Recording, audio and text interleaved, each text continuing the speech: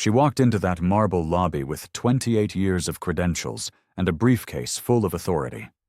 He looked at her extended hand, then left it hanging in the air. Cameras caught everything. The smirk, the joke about box checkers, the way his entourage laughed while a black woman stood there, humiliated, in front of the world.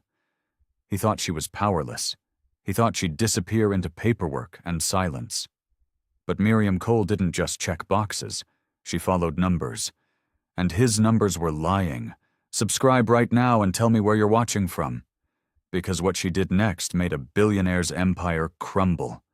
Miriam Cole stood in the marble lobby of Vargas Capital. Glass doors stretched 3 stories high. Her badge hung from a lanyard that felt heavier than it should. A receptionist glanced up. "You're here for the exam?" "Yes," Miriam said. "Dr. Cole, Financial Oversight Commission." The woman's smile thinned. "I'll let them know." Miriam waited. Her briefcase rested against her leg. 28 years of this work had taught her patience. She watched traders cross the floor in sharp suits. No one met her eyes. "Dr. Cole?" A young woman approached. "I'm Rosa Molina, junior analyst." Rosa's handshake was quick and nervous. Her notebook trembled slightly. Miriam felt curious about this one. "Have you done site exams before?" Miriam asked. "This is my first," Rosa said. "Then stay close," Miriam said. "Ask questions when we're alone." They moved toward security. The guard studied Miriam's credentials twice. He radioed someone. 5 minutes passed before he waved them through. Rosa whispered, "Is it always this slow?" "Sometimes," Miriam said. The elevator climbed. Rosa shifted her weight from foot to foot. Miriam noted the pattern already. Polite obstacles, small delays, nothing you could name as discrimination, just friction. The doors opened onto the executive floor. More glass, more marble. A conference room waited with water bottles arranged in perfect rows. "They'll meet you in an hour," an assistant said.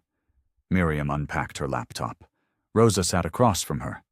The silence stretched between them. "What do we do while we wait?" Rosa asked.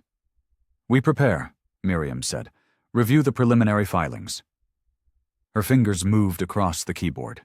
Numbers filled the screen. Fund valuations, asset positions, custodian attestations.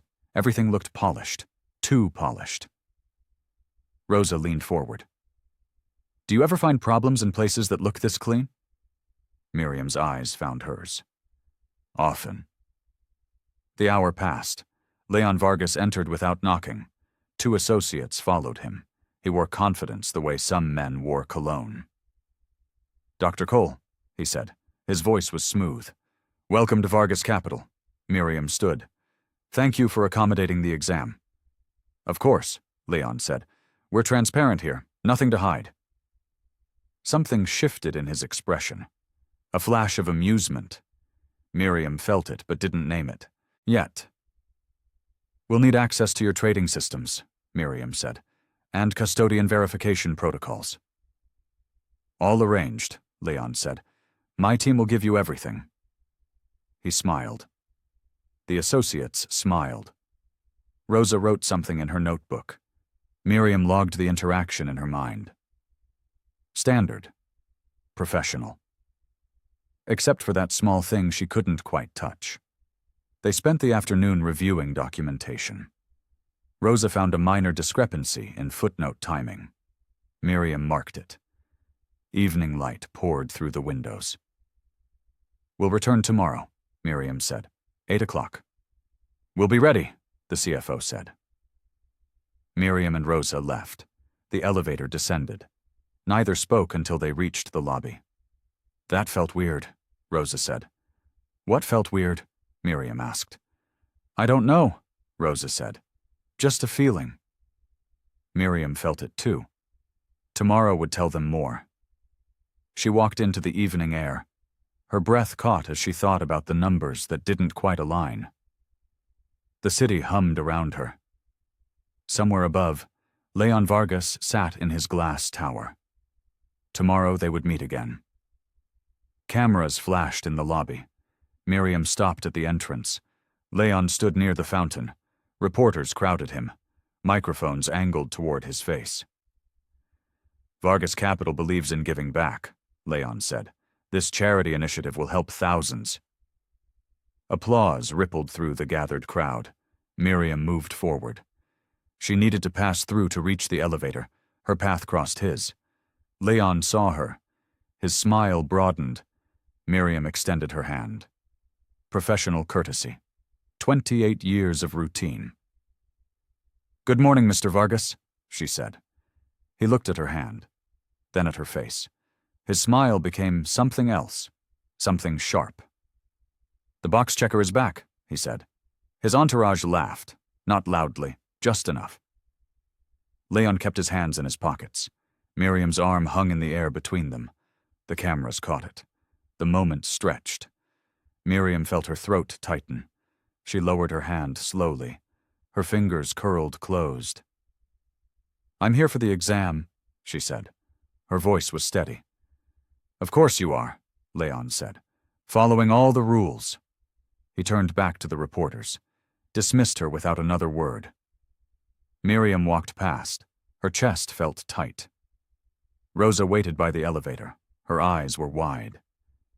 "Did that just happen?" Rosa whispered. "Yes," Miriam said. They rode up in silence. Miriam's hands were steady, but her heart wasn't. She had faced insults before. Subtle ones. Coded ones. This was different. This was witnessed. The conference room felt smaller today. Miriam opened her laptop. She typed the date, the time, the location, a brief description of the incident. Documentation mattered. Rosa sat without speaking. Her notebook stayed closed. Miriam glanced at her. "Are you okay?" Miriam asked. "I'm angry," Rosa said. "Are you?" Miriam felt the anger, like heat under skin. She had learned to hold it, to not let it blur her focus. "Yes," Miriam said. "But anger doesn't audit accounts." "So we just continue?" Rosa asked. "We continue," Miriam said. "The work speaks louder." The CFO entered. His smile was careful. He placed binders on the table. Account reconciliations, trade confirmations, everything Miriam had requested. "I hope these help," he said. Miriam opened the first binder. Numbers marched down the pages. She traced them with her finger. Something about the valuation dates bothered her. "These positions," she said, "they're marked monthly?" "Yes," the CFO said. "Standard practice." "But trades occur daily," Miriam said. "We use models for interim pricing," he said. Miriam made a note. Models created distance. Distance created opportunity. She would need the model documentation next. Hours passed. Rosa flagged another discrepancy, a shell entity in the ownership trail. The name appeared once, then disappeared into a Delaware filing. "Look at this," Rosa said. Miriam leaned closer. Her eyes scanned the text. Something shifted in her awareness.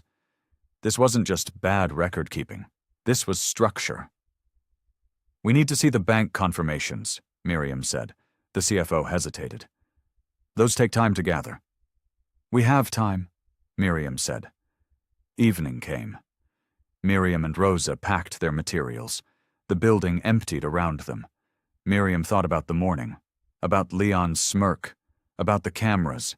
Her hand had hung there. Everyone saw. But now she had questions. Better questions. Questions that would require answers. She walked to her car. The night air was cold. Her breath caught as she unlocked the door. Tomorrow she would request the custodian attestations. The numbers would tell the truth. They always did. Miriam's apartment was quiet.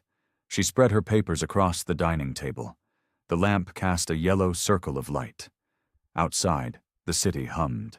Her phone buzzed. Andre's name appeared. "Hi, sweetheart," she said. "Mom." Her son's voice was warm. "How was your day?" Miriam paused. She could tell him. Share the humiliation. Let him carry some of the weight. But Andre worried easily. There was friction, she said. What kind of friction? Andre asked. The usual kind, Miriam said. Nothing I can't handle. The lie tasted wrong, but his voice relaxed. They talked about his students, about the essay assignment he was grading. Ordinary things, safe things. You sound tired, Andre said. Long day, Miriam said. I should review some files.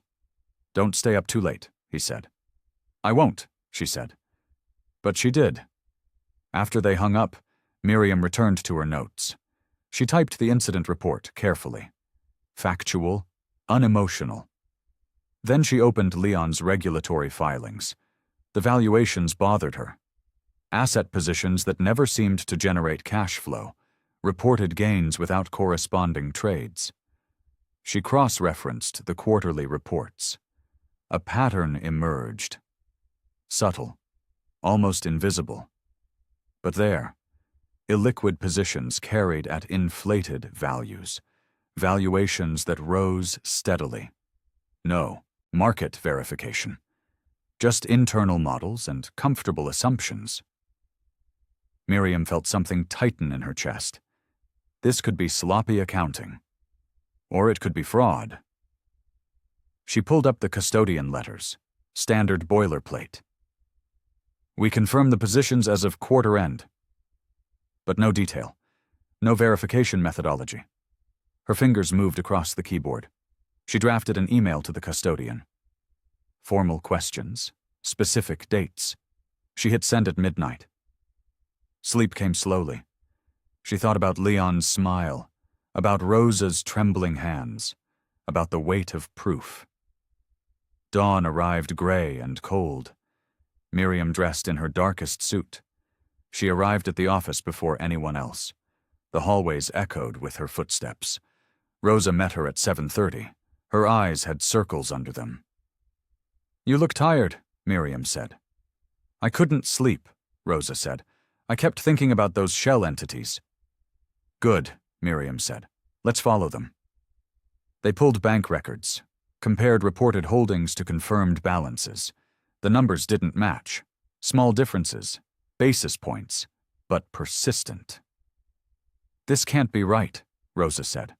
Run it again, Miriam said. Rosa's hands shook as she typed. The calculation repeated. Same result. Miriam felt her breath catch. We need to see the actual bank statements, Miriam said. Will they give them to us? Rosa asked. Miriam drafted a formal records request. She cited 3 statutes, made the language clear and narrow. No wiggle room. This goes out this morning, Miriam said. Rosa printed the document. Her voice was quiet. What happens if they refuse? Then we know something is very wrong, Miriam said. The courier arrived at 9. Miriam handed over the sealed envelope. She felt determined now. The humiliation still burned, but it had transformed into something sharper. She would follow the cash. Every dollar, every ghost account, until the truth showed itself. Her phone buzzed. An email from the custodian. Vague pleasantries. No real answers. Miriam made another note. Tomorrow we dig deeper, she said. Rosa nodded. Something shifted in her expression. Fear becoming focus. They were both changing. The work was changing them. Miriam set her alarm for 5 o'clock. The next morning would start early. The bank confirmations would tell them everything. Miriam arrived before sunrise. The office building was dark except for security lights. She unlocked her door, spread the files across her desk. Rosa arrived 20 minutes later. Coffee? Rosa asked. Please, Miriam said. They worked in focused silence. Miriam pulled up the custodian's database. Rosa compared it to Vargas's reported positions, line by line, number by number. Here, Rosa said. This account. Miriam leaned closer. A discrepancy of $3 million. The custodian showed less than Vargas reported to investors. Check the timing, Miriam said. Rosa scrolled through dates. The reports don't match. Vargas claims a position 2 weeks before. The custodian records it. Miriam felt her chest tighten. Pull up the trade confirmations.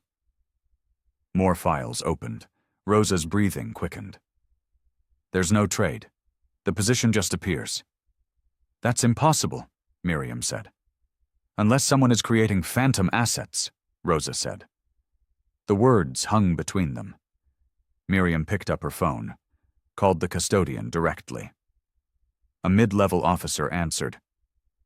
This is Dr. Cole from Financial Oversight, she said. I have questions about account verification protocols. The officer's voice was careful. What specifically? Position timing, Miriam said. How do you confirm what exists versus what's reported? We rely on the manager's representations, he said. Do you verify independently? Miriam asked. Silence stretched. Not always. Miriam thanked him and hung up. Rosa was staring at her screen. Her hands shook. There's more, Rosa said. A shell entity, registered in Delaware, no operating history. Who owns it? Miriam asked. The trail goes cold, Rosa said, but it appears in 3 different fund structures. Miriam stood, walked to the window. The sun was rising. Orange light touched the glass towers downtown. Somewhere in one of those buildings, Leon Vargas was probably sleeping peacefully. Her voice was quiet. Follow the cash. Where does money go when it enters that shell? Rosa typed furiously. Minutes passed. Then her breath caught. It circles back, she said. The shell pays fees to Vargas Capital, the same entity that manages the fund. He's paying himself, Miriam said. With investor money, Rosa said. The pattern was clear now.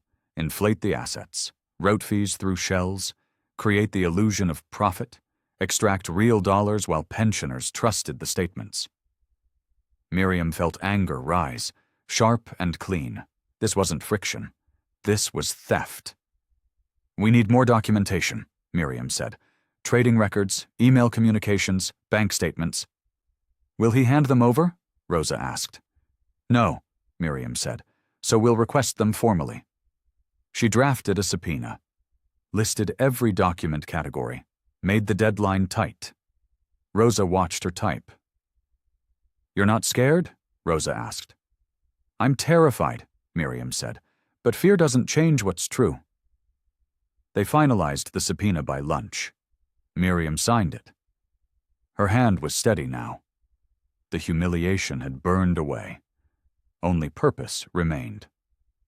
In the lobby of another building, Evelyn Shaw walked past security.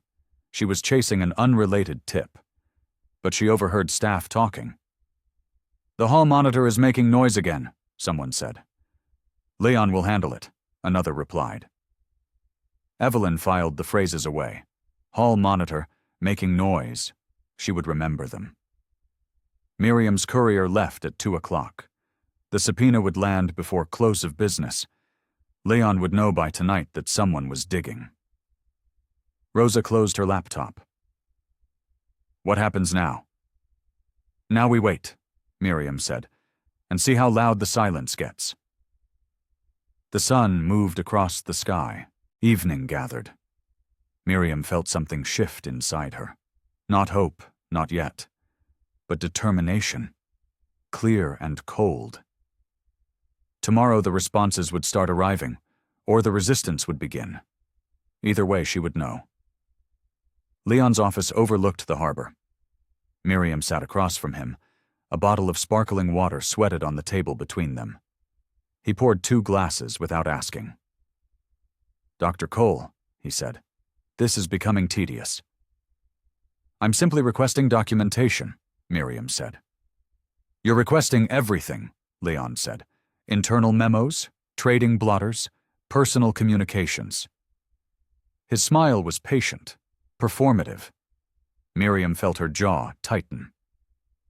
The statute allows it, she said. The statute also assumes reasonableness, Leon said. You're fishing. I'm examining, Miriam said. Leon leaned back. His suit probably cost more than Miriam's monthly rent. He studied her face. His expression calculated something. "Do you know how many jobs this firm creates?" he asked. "That's not relevant," Miriam said. "It's absolutely relevant," Leon said. "Pensions depend on returns. Returns come from managers who take risks. If you chill innovation—" "I'm not chilling innovation," Miriam said. "I'm verifying asset values." His voice lowered. "You're making political noise. People notice." "What people?" Miriam asked. "Important people," Leon said. "People who wonder why resources get wasted on paperwork exercises."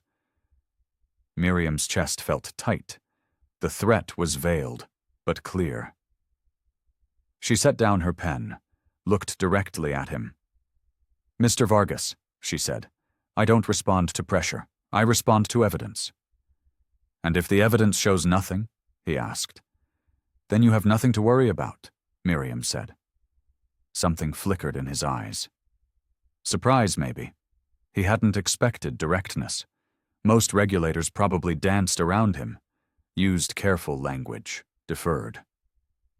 "I'll comply," he said, "but under protest, and with my attorneys present for everything." "That's your right," Miriam said.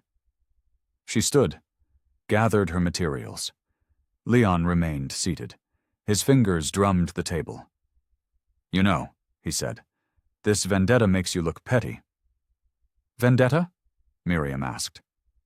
"The handshake," Leon said. "I didn't mean to offend. It was a joke." Miriam felt something cold settle in her stomach. He thought this was about ego, about hurt feelings. He had no idea. "This has nothing to do with the handshake," she said. "Then what's it about?" he asked. "The truth," Miriam said. She left before he could respond. Rosa waited in the lobby. Her face asked the question. "He'll comply," Miriam said. "Eventually." They walked to the car. Miriam's hands weren't shaking. That surprised her. Maybe she was past shaking. "He threatened you," Rosa said. "Indirectly," Miriam said. "What do we do?" Rosa asked. "We proceed," Miriam said. "Carefully, by the book." Evening traffic clogged the streets. Miriam drove slowly. Her mind ran through scenarios. Leon would fight. He had money, connections, political capital. She had statutes and numbers, and the stubborn belief that truth mattered. Her phone buzzed. A courier confirmation. The signed subpoenas had been delivered. The clock was running.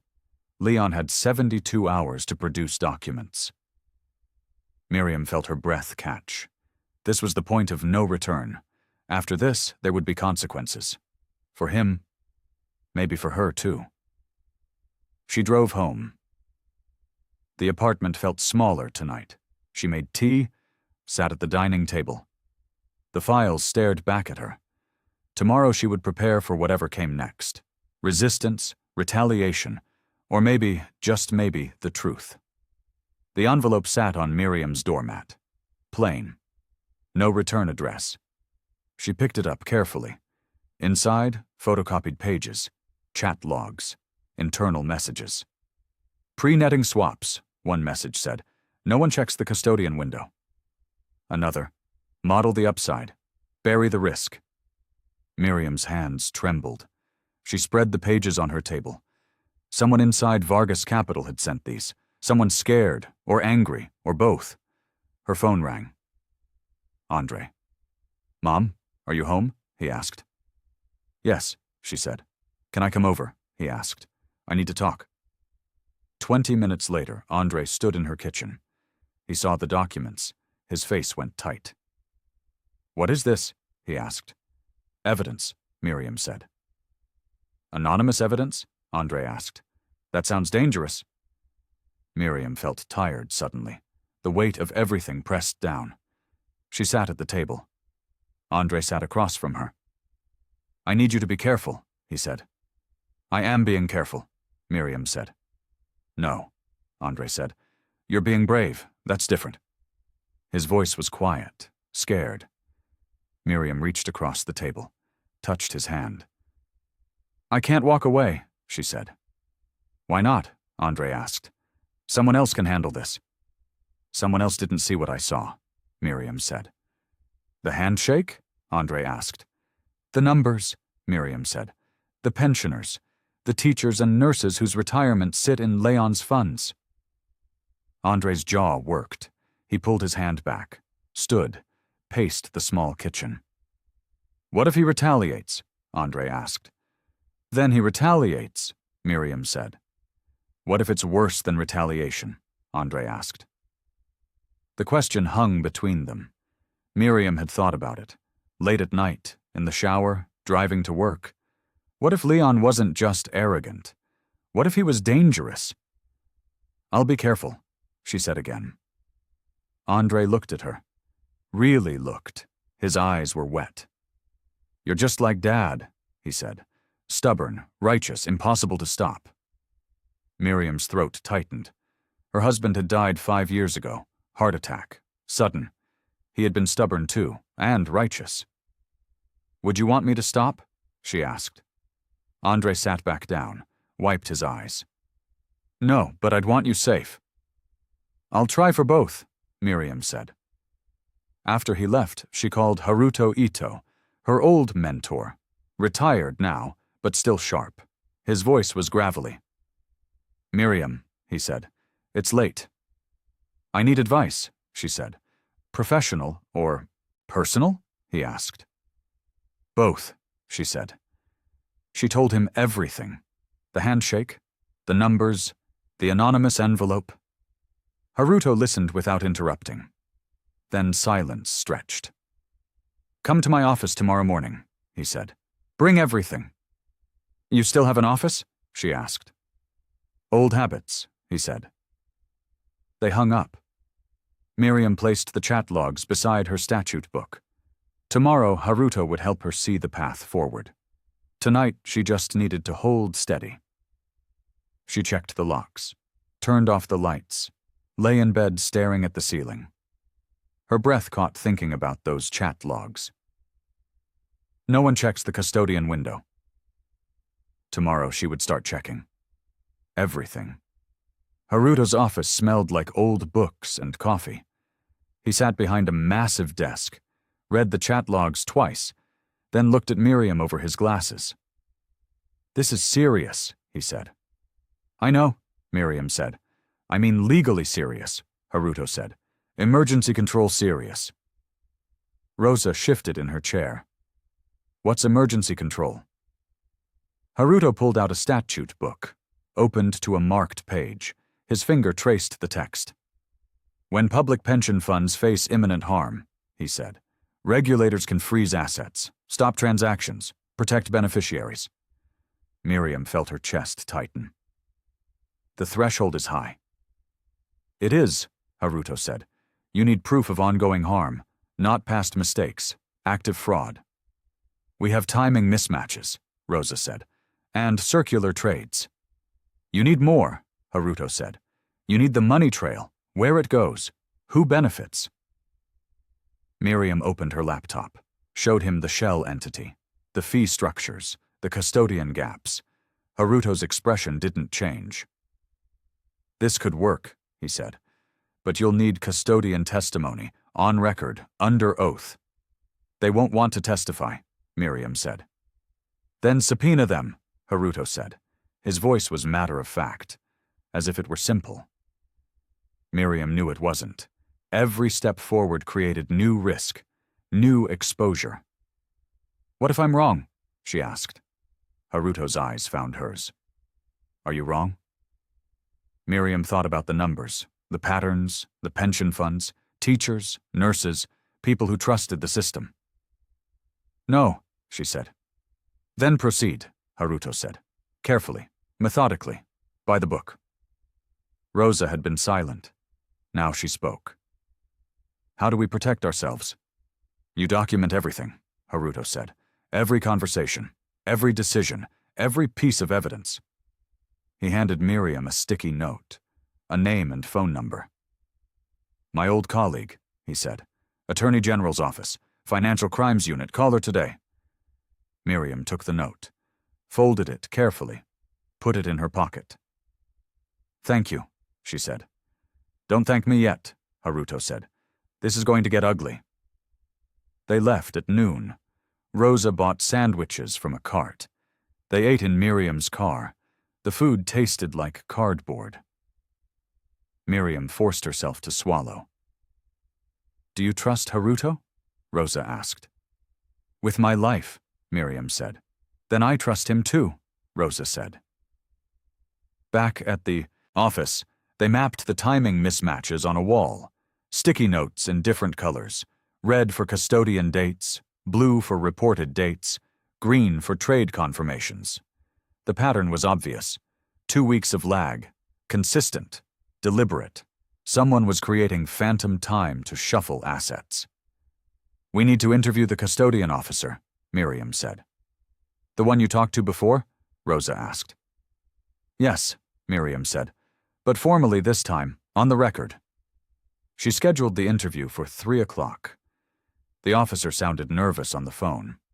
Agreed, anyway. Maybe he wanted to talk. Maybe he needed to. At 2:30, Miriam reviewed her questions, made them precise, narrow, non-threatening. She wanted answers, not defensiveness. The interview lasted an hour. The officer hedged at first, used careful language.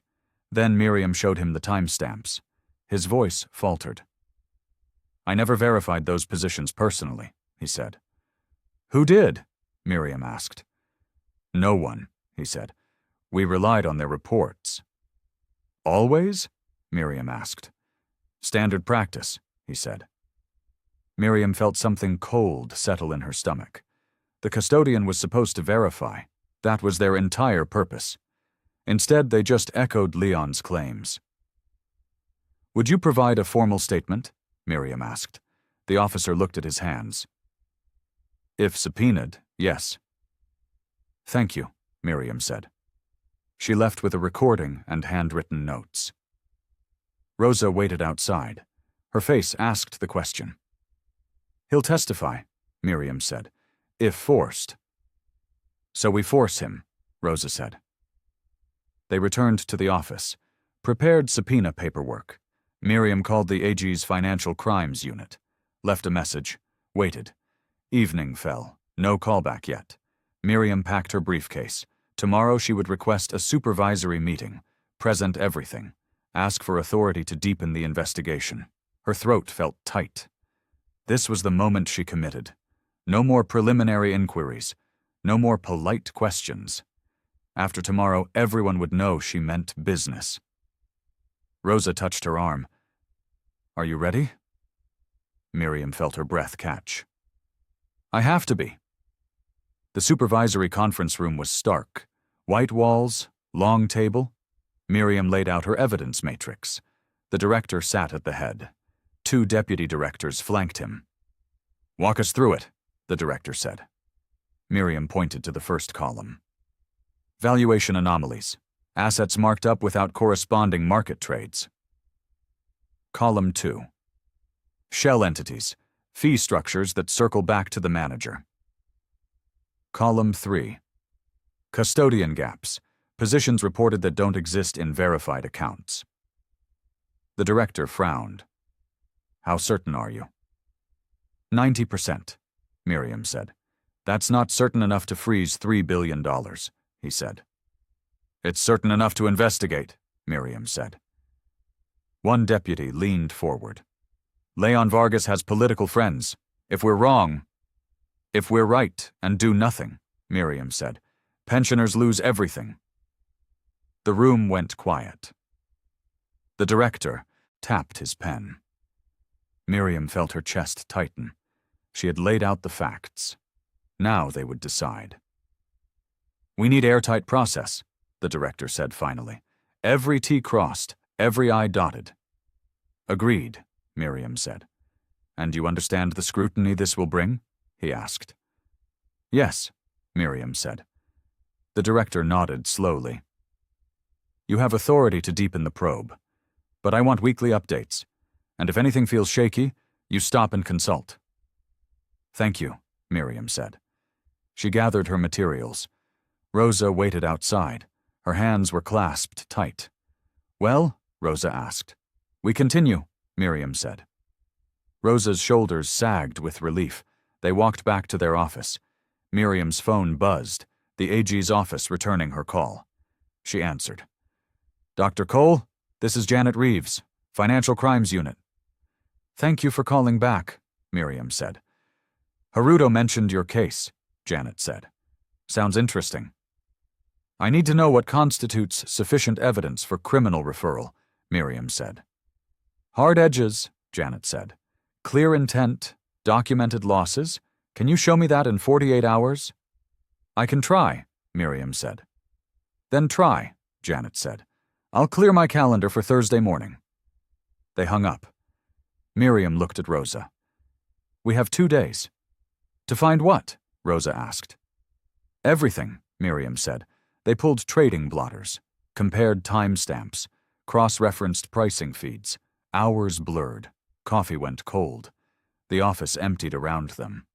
At 10 o'clock, Rosa found it. A trade marked Saturday at 3 a.m., priced at a level that made no sense, then reversed Monday morning, netted out, as if it never happened. "Look at this," Rosa said. Miriam studied the screen. Her breath caught. "He's marking positions over the weekend, when markets are closed." "Why would he do that?" Rosa asked. "To inflate reported values," Miriam said, "then reverse before anyone notices." "But someone noticed," Rosa said. "We noticed," Miriam said. They printed the evidence, filed it carefully. Miriam drafted notes for Janet, made the language clear, precise, no speculation, just documented facts and reasonable inferences. Midnight came. Rosa stretched, her back cracked. "Go home," Miriam said. "Get some sleep." "What about you?" Rosa asked. "I'll finish this section," Miriam said. Rosa hesitated, then packed her bag. Left quietly. Miriam sat alone in the office. The fluorescent lights hummed. Outside, the city slept. She thought about Leon, about his confidence, about the way he dismissed her. Part of her wanted revenge. The honest part. But revenge was small. Justice was bigger. She would settle for justice. Her phone buzzed, Andre checking in. She texted back, "Still working, home soon." She finished the memo at 2 a.m., printed it. Put it in a folder marked AG Review. Tomorrow she would present it to Janet. They would decide together if there was enough. Enough to stop Leon. Enough to protect the pensions. Enough to make the humiliation mean something. Miriam locked her office, walked to her car. The parking garage was empty. Her footsteps echoed. She felt scared suddenly. Not of the work, of succeeding. If they froze Leon's assets, the consequences would be massive. Headlines, investigations, lawsuits. Her name attached to all of it. But the alternative was worse. Doing nothing, letting fraud continue. She started the engine, drove home through empty streets. Tomorrow the real fight would begin. Tonight she needed to rest. Janet Reeves had sharp eyes and a firmer handshake. She read Miriam's memo without speaking. 10 minutes passed. Rosa shifted in her chair. Miriam waited. "This is good work," Janet said finally. "Is it enough?" Miriam asked. "For probable cause, yes," Janet said. "For conviction, maybe. For asset freeze, absolutely." Miriam felt her shoulders relax slightly. "What's the next step?" "You keep digging," Janet said. "I open a parallel investigation. If you find more, we coordinate. If you hit walls, I can subpoena." "How long will that take?" Miriam asked. "Months," Janet said. "Maybe longer, unless you give me something urgent." "Pension funds," Miriam said. "Quarterly redemption windows. If we wait, investors might withdraw. Evidence could disappear." Janet tapped her pen. "How imminent is the harm?" "Next redemption window is 6 weeks," Miriam said. "That's tight," Janet said. "You'd need to move fast for emergency relief." We can move fast, Miriam said. Janet studied her face. This will get ugly. Leon Vargas doesn't lose quietly. I know, Miriam said. Do you? Janet asked. He'll hire the best lawyers, pressure your agency, probably sue you personally if he can. Miriam's voice was quiet. He refused to shake my hand, in front of cameras, like I was contaminated. Something shifted in Janet's expression. Understanding. Solidarity, maybe. Then let's make sure the freeze sticks, Janet said. They divided responsibilities. Janet would prepare legal groundwork. Miriam would gather more evidence. They would meet again in 1 week, assess readiness for court. Miriam and Rosa left. The sun was bright, too bright for what they were planning. Rosa squinted. Are we really doing this? Rosa asked. Yes, Miriam said. I'm scared, Rosa said. Good, Miriam said. That means you understand the stakes. Back at the office, they expanded their document requests, targeted specific counterparties, demanded communications between Leon and his board, asked for personal financial statements.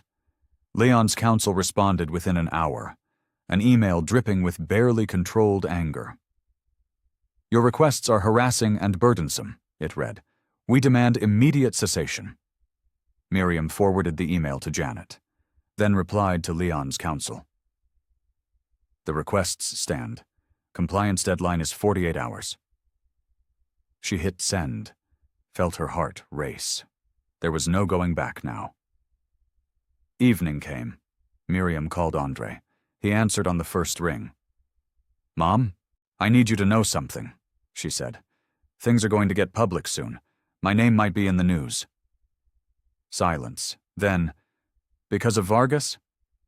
Yes, she said. Is it bad? He asked. It's necessary, she said. Andre's breath was audible. Okay, I'm with you. Whatever happens. Thank you, she said. But Mom, he said. Please, be careful. These people play dirty. I will, she said. After they hung up, Miriam sat at her desk. The office was quiet. She thought about her husband, about what he would say. Probably something like, do the right thing and let God sort it out. She had never been good at letting God sort things out. She preferred evidence and statutes. Rosa appeared in the doorway. I thought you went home. Couldn't sleep, Rosa said. Figured I'd come back. Want to help with the timeline? Miriam asked. Yes, Rosa said. They worked until midnight, built a narrative from documents. Money flowed through shell entities. Inflated values became inflated fees. Real dollars extracted from pension funds, teachers, nurses, city workers. The crime was elegant in its simplicity and devastating in its impact. Miriam's chest felt tight. We have to stop this. We will, Rosa said. Her voice was young, certain. Miriam wanted to believe her. Tomorrow they would request a formal on-the-record interview with Leon's CFO. See if his story held up under questioning. She packed her briefcase, locked the office, drove home through dark streets. Her apartment felt lonely tonight. She made tea, sat at the dining table, opened her laptop one more time, reviewed the evidence matrix. Every claim supported, every inference reasonable. Tomorrow the CFO would either corroborate or contradict. Either way, they would know more. Miriam felt her breath catch. The case was coming together, like a puzzle, each piece revealing more of the picture. She closed the laptop. Tomorrow would be long. Tonight she needed rest. Leon's face filled the television screen. The interviewer smiled. Friendly, softball questions. Miriam watched from her office. Rosa stood behind her. Leon's voice was smooth, confident. Regulators serve an important role, he said. But sometimes they become paper tigers, more concerned with process than results. The interviewer laughed. Paper tigers? They make noise, Leon said. But ultimately, they're harmless. Miriam felt her jaw tighten. Rosa's hand touched her shoulder. "He's baiting you," Rosa said. "I know," Miriam said. She turned off the screen, returned to the spreadsheets. Leon could perform for cameras. She would perform for judges. Her performance would use evidence. They spent the morning tracing beneficial owners, shells within shells within shells, Delaware, Cayman Islands, Luxembourg. Each layer added complexity, made accountability harder. "Who actually owns this?" Rosa asked. "That's the question," Miriam said. By noon, they had mapped 14 entities, all connected, all ultimately controlled by Leon or his close associates. The structure was designed for opacity, for deniability. Miriam's phone buzzed. Evelyn Shaw, the journalist, asking for comment. Miriam deleted the message, but then reconsidered, called back. "Dr. Cole," Evelyn said, "thanks for calling." "I can't comment on active examinations," Miriam said. "I understand," Evelyn said, "but I'm looking at public records. Municipal pension exposure to Vargas Capital. It's substantial." "How substantial?" Miriam asked. 300 million, Evelyn said. "Teachers, firefighters, city workers." Miriam felt something cold in her chest. "Where did you get that number?" "Investment disclosures," Evelyn said. "Public information. I'm writing a story. Wondering if there's any regulatory concern." "I can't comment," Miriam said. "Can't or won't?" Evelyn asked. "Can't," Miriam said. "But if I could, I'd say investors should review their custodian statements carefully." A pause. "That's an interesting thing to not comment about." "Have a good day, Miss Shaw," Miriam said. She hung up, felt her heart race. Had she said too much? Not enough? Rosa looked at her. "Was that smart?" Rosa asked. "I don't know," Miriam said, "but pensioners deserve to know." The afternoon brought more documents, counterparty confirmations, trade blotters, email chains. Rosa sorted them by date. Miriam cross-referenced against reported positions. Patterns emerged, weekend trades, after-hours pricing, valuations that appeared from nowhere, then vanished before auditors could verify. "This is systematic," Rosa said. "Yes," Miriam said, "and ongoing." At 4 o'clock, Miriam called Janet, updated her. Janet listened, asked sharp questions, then said, "We're close, give me 1 more week, then we move." 1 week, Miriam said. That evening, Miriam went home early, unusual for her. Andre was there, making dinner. The smell of garlic filled the apartment. "You're cooking?" she asked. "You need to eat," he said. They sat at the small table, ate in comfortable silence. Then Andre spoke. "I saw the interview. Leon Vargas calling you a paper tiger." "You shouldn't watch that," Miriam said. "Everyone's watching," Andre said. "My students asked about it. They know you're my mom." Miriam set down her fork. "I'm sorry." "Don't be sorry," Andre said. "Be smart. He's trying to provoke you." "I know," she said. "So don't take the bait," Andre said. She looked at her son. When had he become so wise? She felt proud and scared and determined all at once. "I'm not fighting for my ego," she said. "I'm fighting for the teachers, the ones in your school." "I know," Andre said. "That's why I'm proud of you." After dinner, they washed dishes together. Normal, peaceful, like the world wasn't about to explode. Miriam's phone buzzed, an email from Rosa. Subject: "You need to see this." Attached was a downloaded trade file, marked confidential, 15 trades, all executed on a 5 Sunday. All priced at levels that made no sense. Miriam felt her breath catch. "Got you." Janet's office was cramped, files stacked everywhere. She cleared space on her desk. Miriam spread out the Sunday trades. Janet studied them through reading glasses. "These are executed when markets are closed," Janet said. Correct, Miriam said.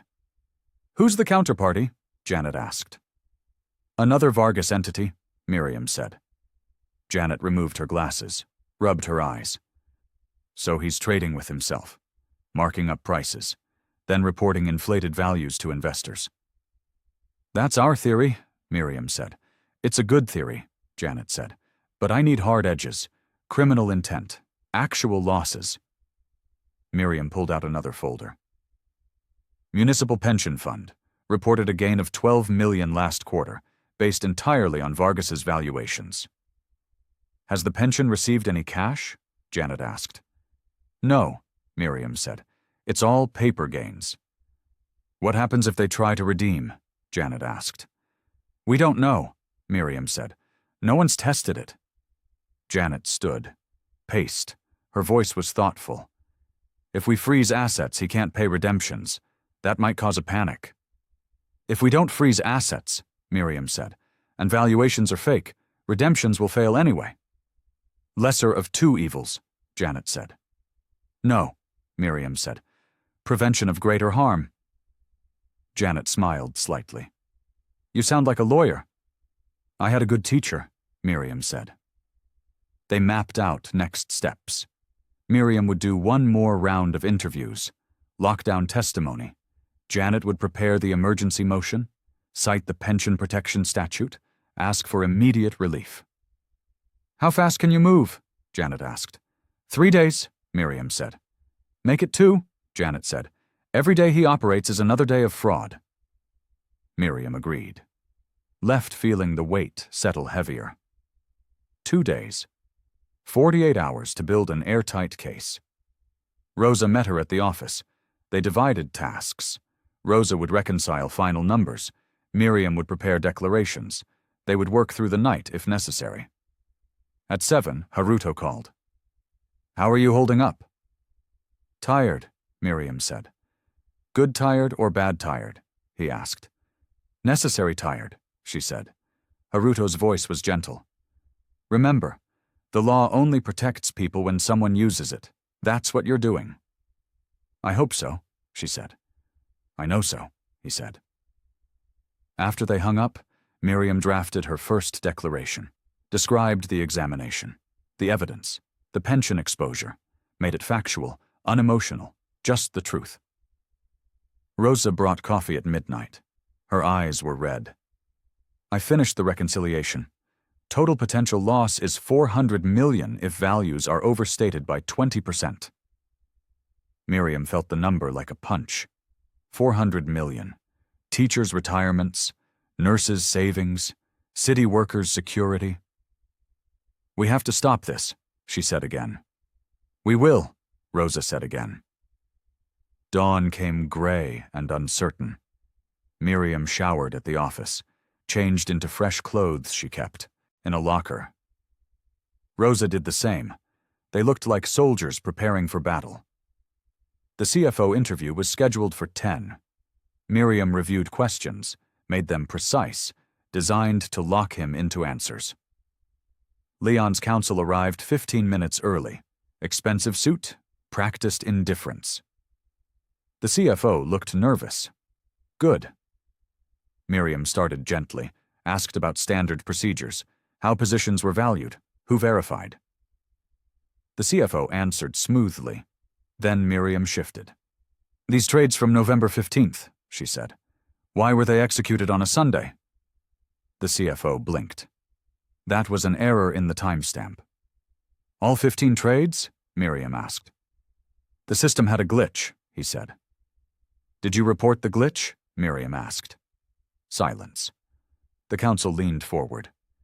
I'm advising my client not to answer speculative questions. Miriam slid a document across the table. This is your signature, certifying the accuracy of those trades. Did you investigate the glitch before signing? The CFO's face paled. I relied on our operations team. Who on the operations team? Miriam asked. I'd need to check, he said. Rosa passed Miriam a note, a date. Miriam looked at the CFO. Did you check before December 1st? She asked. That's when the quarter closed. I don't recall, he said. You certified investor reports, Miriam said, based on data you didn't verify, from timestamps you knew were impossible. The counsel stood. This interview is over. One more question, Miriam said. Who benefits from inflated valuations? The CFO looked at his hands, said nothing. The counsel ushered him out. Miriam and Rosa sat in the empty conference room. He knows, Rosa said. He knows, Miriam agreed. They had what they needed, a certified signature, unverified data, impossible timestamps. The pieces fit together. Miriam called Janet. We're ready. Good, Janet said. File the motion tomorrow morning. I'll coordinate with the AG. We'll ask for an emergency hearing. That night, Miriam sat with Andre. He grilled chicken while she told him everything. He listened. Didn't interrupt. When she finished, he was quiet for a long time. Are you scared? He asked finally. Yes, she said. Good, he said. That means you're sane. But don't let fear stop you. She looked at him. When did you get so wise? I have a good mother, he said. They ate together, talked about ordinary things. His students, her garden, the movie they wanted to see, normal life, the thing worth protecting. Later, alone, Miriam reviewed the motion one last time, every citation checked, every fact verified. Tomorrow they would file. Then wait for the court. Her breath caught. This was it. The moment truth met power. She didn't know who would win, but she knew she was right. That had to be enough. Rosa's script ran overnight. By dawn, it had flagged 63 trades, all priced off internal models, all minutes before investor reports posted. Miriam stared at the screen. Her coffee went cold. This is deliberate, Rosa said. Yes, Miriam said. They printed the evidence, highlighted patterns, made the timeline visual. Anyone could see it. Trades clustered around reporting dates. Prices appeared from nowhere, then locked in before markets opened. Miriam drafted surgical subpoenas, targeted counterparties, valuation committees, pricing vendors. If Leon's models were fiction, someone outside his firm would know. At 9, Leon's counsel sent an email. Subject: burdensome requests. The body was 3 paragraphs of legal threats. Miriam forwarded it to Janet, then replied, The requests stand. She felt her hands shake slightly, reaction setting in, the adrenaline of confrontation. She steadied herself, drank water, returned to the documents. Rosa mapped the beneficial owners, drew connections on a whiteboard. Shells linked to Leon. The center of the web was always him. He controls everything, Rosa said. That's the problem, Miriam said. No checks, no balance, just his word. Miriam's phone buzzed, Janet calling. I reviewed your motion, Janet said. It's solid, but we need one more thing. What? Miriam asked. Live testimony, Janet said. Someone who will say under oath that the valuations are fake. The custodian, Miriam said. Can you get him? Janet asked. I can try, Miriam said.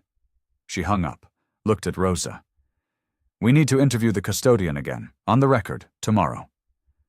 Will he talk? Rosa asked. He has to, Miriam said. They scheduled the interview for afternoon. Formal. Recorded. With counsel if he wanted. Miriam spent the rest of the day preparing questions, each one designed to establish one fact, build the record brick by brick. Evening came. Miriam drove to Andre's school, watched from the parking lot as students left. Young faces, hopeful. Their parents worked, saved, trusted their pensions, trusted the system. She felt her throat tighten. This was why. Not revenge, not vindication, protection. Andre found her sitting in the car. He knocked on the window. She rolled it down. You okay? He asked. Just thinking, she said. About what? He asked. About doing the right thing, she said. "Even when it's hard." Andre opened the passenger door, sat beside her. They watched students scatter into the evening. "My kids ask me about fairness," he said. "Why the rules don't apply equally. I never know what to tell them." "Tell them the truth," Miriam said. "That fairness requires work and courage and people willing to enforce the rules." "Like you," Andre said. "Like anyone," Miriam said. They sat in comfortable silence. Then Andre spoke again. "Whatever happens tomorrow, I'm proud of you." "Tomorrow?" Miriam asked. "I can see it in your face," he said. "Something big is coming." She didn't deny it, just squeezed his hand, then drove home alone. Her apartment felt too quiet. She made tea, reviewed her notes one more time. The custodian interview would determine everything. If he confirmed the gaps, they had proof. If he hedged, they had problems. Miriam's phone buzzed. A text from Haruto. "Remember, truth is patient, but so is fraud. Move quickly." She typed back. "We are." Sleep came fitfully. She dreamed of numbers, of spreadsheets that stretched forever, of Leon's smirk, of her hand hanging in the air. Dawn woke her early. She dressed carefully. Navy suit, simple jewelry, professional armor. Today she would get the testimony, or learn she couldn't. Rosa met her at the office at 7. Her eyes were bright with determination. "Ready?" Rosa asked. "Ready," Miriam said. They reviewed the questions together, made them unambiguous. Binary when possible. Yes or no. Did you verify or didn't you? Was the position there or wasn't it? At 2 o'clock, the custodian arrived with his attorney. He looked smaller than Miriam remembered. Scared. "Mr. Patterson," Miriam said. "Thank you for coming." He nodded. Sat down. His attorney opened a briefcase, pulled out papers. The recorder started. "For the record," Miriam said, "did you personally verify the positions reported by Vargas Capital on December 31st? Patterson looked at his attorney. The attorney nodded slightly. "No," Patterson said. Miriam felt her breath catch. "Did anyone at your institution verify them?" "Not independently," he said. "How did you certify the positions?" Miriam asked. "We relied on their representations," he said. His voice was quiet. Ashamed, maybe. Miriam pressed forward. "Did you review trade confirmations?" she asked. "Some," he said. "Did those confirmations match the positions reported?" Miriam asked. Patterson hesitated. "Not always." "What did you do when they didn't match?" Miriam asked. "I asked for clarification," he said. "And received what?" Miriam asked. "An explanation," he said, "about timing differences." "Did you verify the explanation?" Miriam asked. "No," he said. The admission hung in the air. Miriam had what she needed. The custodian had rubber-stamped. Never verified, just trusted, or worse, chose not to look. "Thank you, Mr. Patterson," Miriam said. After he left, Rosa leaned back. "We have him." "We have testimony," Miriam said. "Now we need a judge." She called Janet, dictated the key admissions. Janet's voice was tense with energy. "File the motion tonight," Janet said. "I'll call the courthouse. Request emergency chambers conference for tomorrow morning." "That fast?" Miriam asked. "That's how emergency relief works," Janet said. "You prove imminent harm. The court moves." Miriam hung up, felt the weight settle fully now. Tomorrow morning. Chambers conference. Everything would come out. The evidence, the accusations, the ask for a $3 billion freeze. She and Rosa finished the motion by 8, filed it electronically, served it on Leon's counsel, then sat in the quiet office. "What happens now?" Rosa asked. "We wait," Miriam said, "and see if the court agrees with us." They packed up, left together. The night was cold. Miriam drove home slowly, thought about tomorrow, about facing Leon in court, about what it would cost if they won, what it would cost if they lost. Her phone buzzed. A voicemail. Unknown number. She pressed play. A voice. Male. Distorted. End the exam or we end your career. Then static. Then nothing. Miriam sat in her car, hands shaking. She saved the file, called the police non-emergency line, reported it. The officer sounded bored, took her information, said they'd follow up. She drove the last blocks home, checked the locks twice, made tea she didn't drink, sat at the dining table staring at nothing. Fear touched her throat. Real fear. Not of failure, of danger, of forces she couldn't control. But then she thought about the teachers, the nurses, the custodian's quiet admission, the patterns in the numbers, the truth that needed telling. She opened her laptop, reviewed the motion one more time, every word precise, every citation correct. This was her answer. Not violence, not threats, evidence, law, process. Tomorrow Chambers Conference would decide.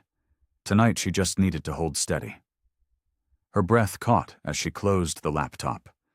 The hardest part was beginning, and she was about to walk straight into it. The courthouse was built from gray stone, heavy doors, metal detectors. Miriam and Rosa passed through security. Janet waited on the third floor. Her expression was tight. Leon's counsel filed a response overnight, Janet said. 40 pages, calling our motion frivolous. Is it? Miriam asked. No, Janet said. But they're good lawyers. They'll fight. They entered the judge's chambers. Smaller than a courtroom, a conference table, bookshelves, an American flag in the corner. The judge was already seated. Judge Marianne Holder, late 50s, sharp eyes. Leon's counsel arrived. 3 attorneys, expensive suits. They arranged themselves carefully. Leon wasn't there. Miriam noted his absence. Counsel, Judge Holder said, I've reviewed the pleadings. This is serious. It's overreach, Your Honor, Leon's lead attorney said.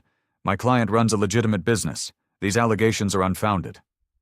Dr. Cole, the judge said, walk me through your evidence. Miriam stood. Opened her binder.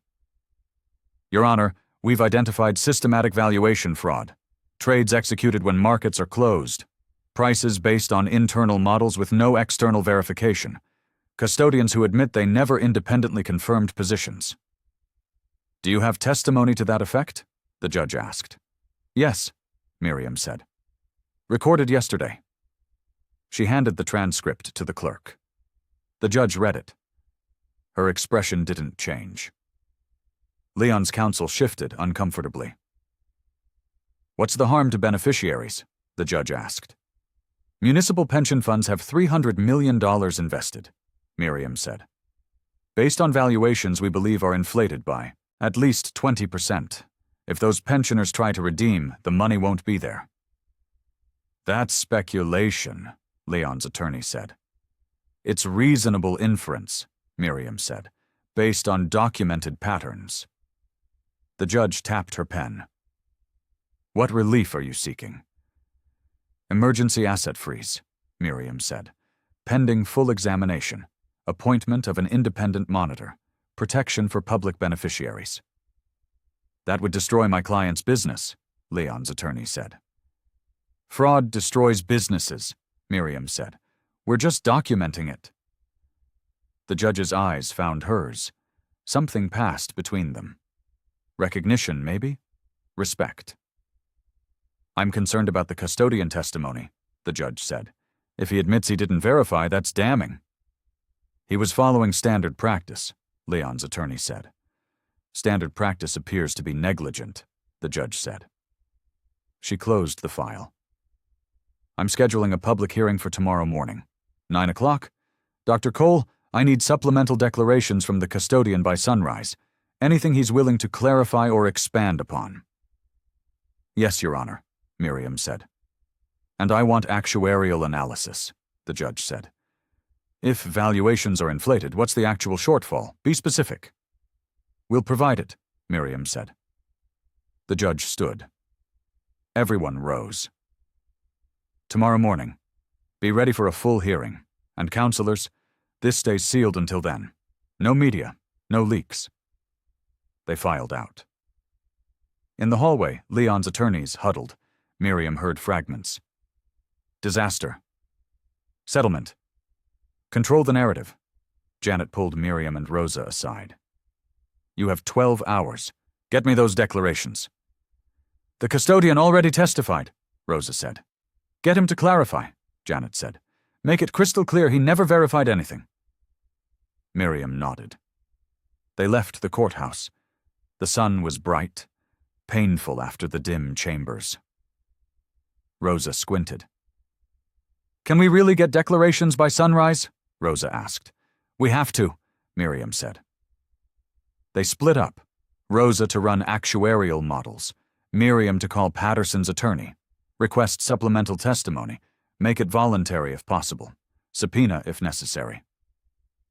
Patterson's attorney answered on the third ring. Dr. Cole, I expected your call. I need clarification from your client, Miriam said. He's nervous, the attorney said. Worried about retaliation. The court has sealed the proceedings, Miriam said. His name won't be public unless there's a hearing. There's a hearing tomorrow, the attorney said. Then he needs to decide, Miriam said. Help protect pensioners, or stay silent while fraud continues. A pause. I'll call you back in an hour. Miriam hung up, returned to the office. Rosa had spreadsheets everywhere. Her hands moved quickly across the keyboard. If valuations are overstated by 20%, Rosa said, the actual shortfall is $80 million. Miriam felt the number settle. 80 million. Gone. Vanished into Leon's pockets through fees and self-dealing. Can you document that? Miriam asked. I am documenting it, Rosa said. Miriam's phone rang. Patterson's attorney. He'll provide a supplemental declaration, the attorney said. But it needs to be limited. No speculation, just facts he personally observed.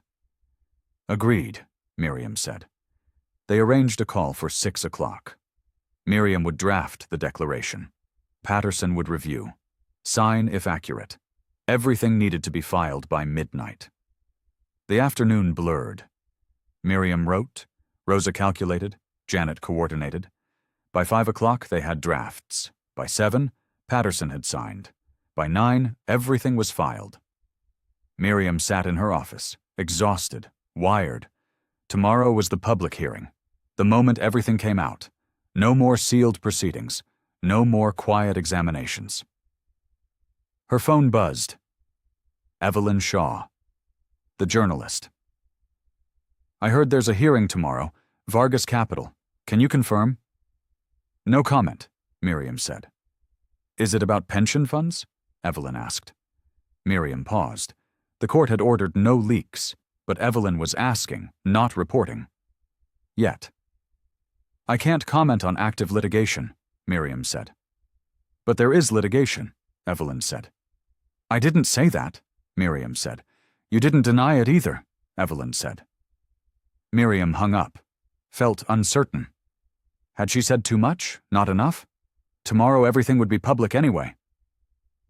She called Andre, told him about the hearing. He listened without interrupting. Will you be there? He asked. I have to be, she said. Then I'll be there too, he said. You don't need to, she said. Yes, I do, he said. Someone should be there for you. Her throat tightened. Thank you. Mom, he said, whatever happens tomorrow, you did the right thing. I hope so, she said. I know so, he said. She hung up, packed her briefcase, left the office. The building was empty except for security. Her footsteps echoed in the lobby. Outside, the city hummed. Restaurants, bars, normal life. People who didn't know that tomorrow $3 billion might freeze, that a billionaire might fall, That truth might actually matter. Miriam drove home slowly, thought about her husband, about the handshake that started everything, about the choice to proceed instead of retreat. Tomorrow would bring consequences. For Leon. Maybe for her, too. But tonight, she had done everything she could. Her breath caught as she unlocked her apartment door. This was the moment before. Tomorrow would be the moment after. Everything would change. She just had to be ready. The gala was held in a ballroom with chandeliers. Miriam watched from the doorway. She wasn't invited. But the event was public. A charity dinner. Anyone could attend if they paid. She had paid. $200 she couldn't afford. But she needed to see Leon. Understand what he would say. How he would spin tomorrow's hearing. He stood at the center. Glass of champagne. Crowd around him. Laughing at his jokes. Miriam felt invisible among them. A black woman in a simple dress. No jewelry. No connections. Leon raised his glass. To the brave hall monitors. May they keep checking boxes. Laughter rippled. Cameras flashed. Miriam felt the sting. But she held still. Documented it. This was evidence, too. His arrogance, his contempt, his certainty that he was untouchable. She left before dessert. Returned to the office. Rosa was there, working late again. "What are you doing here?" Miriam asked. "I could ask you the same thing," Rosa said. "I went to Leon's gala," Miriam said. Rosa's eyes widened. "Why?" "To see him," Miriam said. "Before tomorrow." "And?" Rosa asked. "He's confident," Miriam said. "Very confident." "Maybe he shouldn't be," Rosa said. They worked until midnight, signed 3 new subpoenas, requested Leon's personal financial statements, his tax returns, his communications with board members, everything they might need if the judge asked follow-up questions. Miriam's hands were steady now. The fear had burned away. Only purpose remained. At home she couldn't sleep. Lay in bed staring at the ceiling. Thought about tomorrow, about walking into that courtroom, about facing Leon. Her phone buzzed, a text from Haruto. "The righteous sleep well. The guilty don't. Be the one who sleeps." She smiled slightly, closed her eyes, let exhaustion take her. Dawn came cold and clear. Miriam dressed in her best suit. Black, severe, professional. She looked at herself in the mirror, saw her mother's eyes, her father's determination, 28 years of work that led to this moment. She drove to the courthouse, arrived early. The hallway was empty except for a janitor. He nodded at her. She nodded back.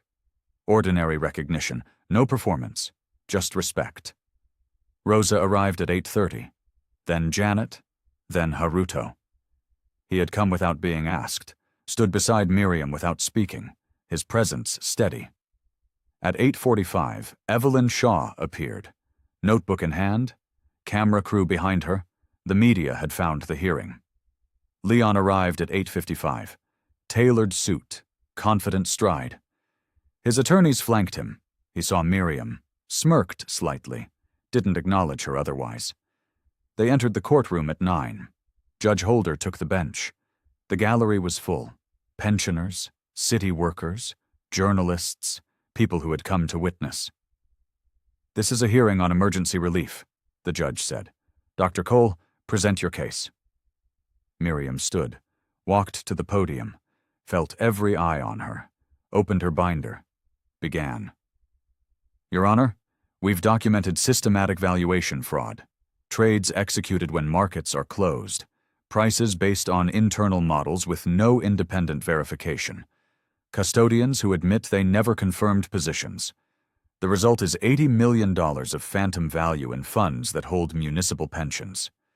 She presented exhibits, one by one, trade blotters, custodian admissions, timing mismatches. The timeline marched forward with mathematical precision. Leon's attorney stood. "Your Honor, This is a witch hunt.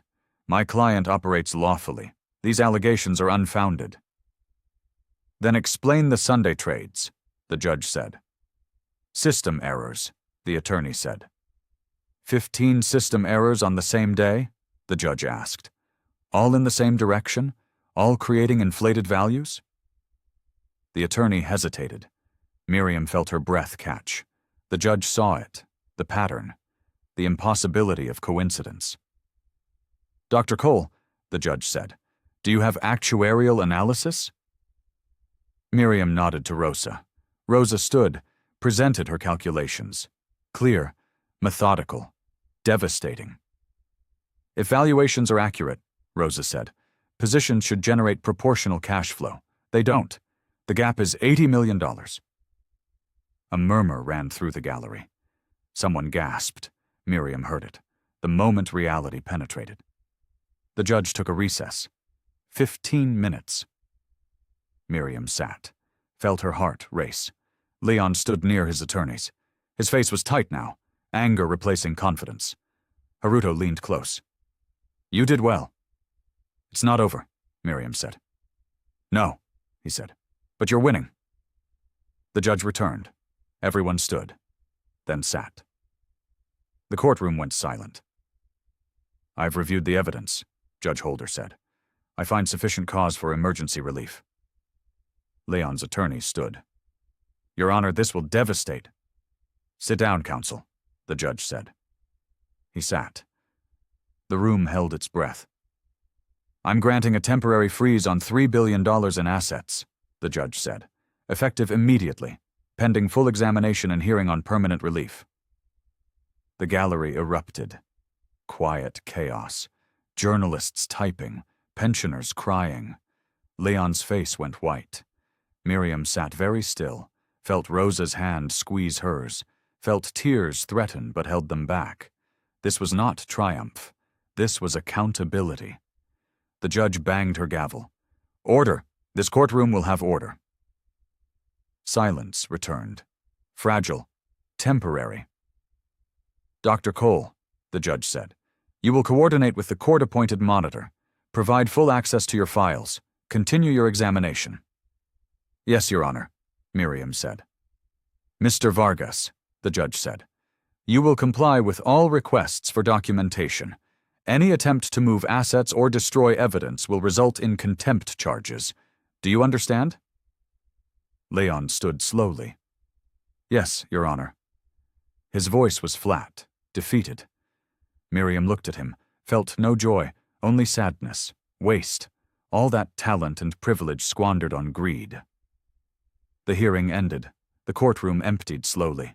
Miriam gathered her papers. Haruto touched her shoulder. Your father would be proud, he said. He would tell me to keep working, she said. Then keep working, Haruto said. Outside, cameras waited. Microphones crowded. Miriam paused. Janet stepped forward. Dr. Cole, a reporter called.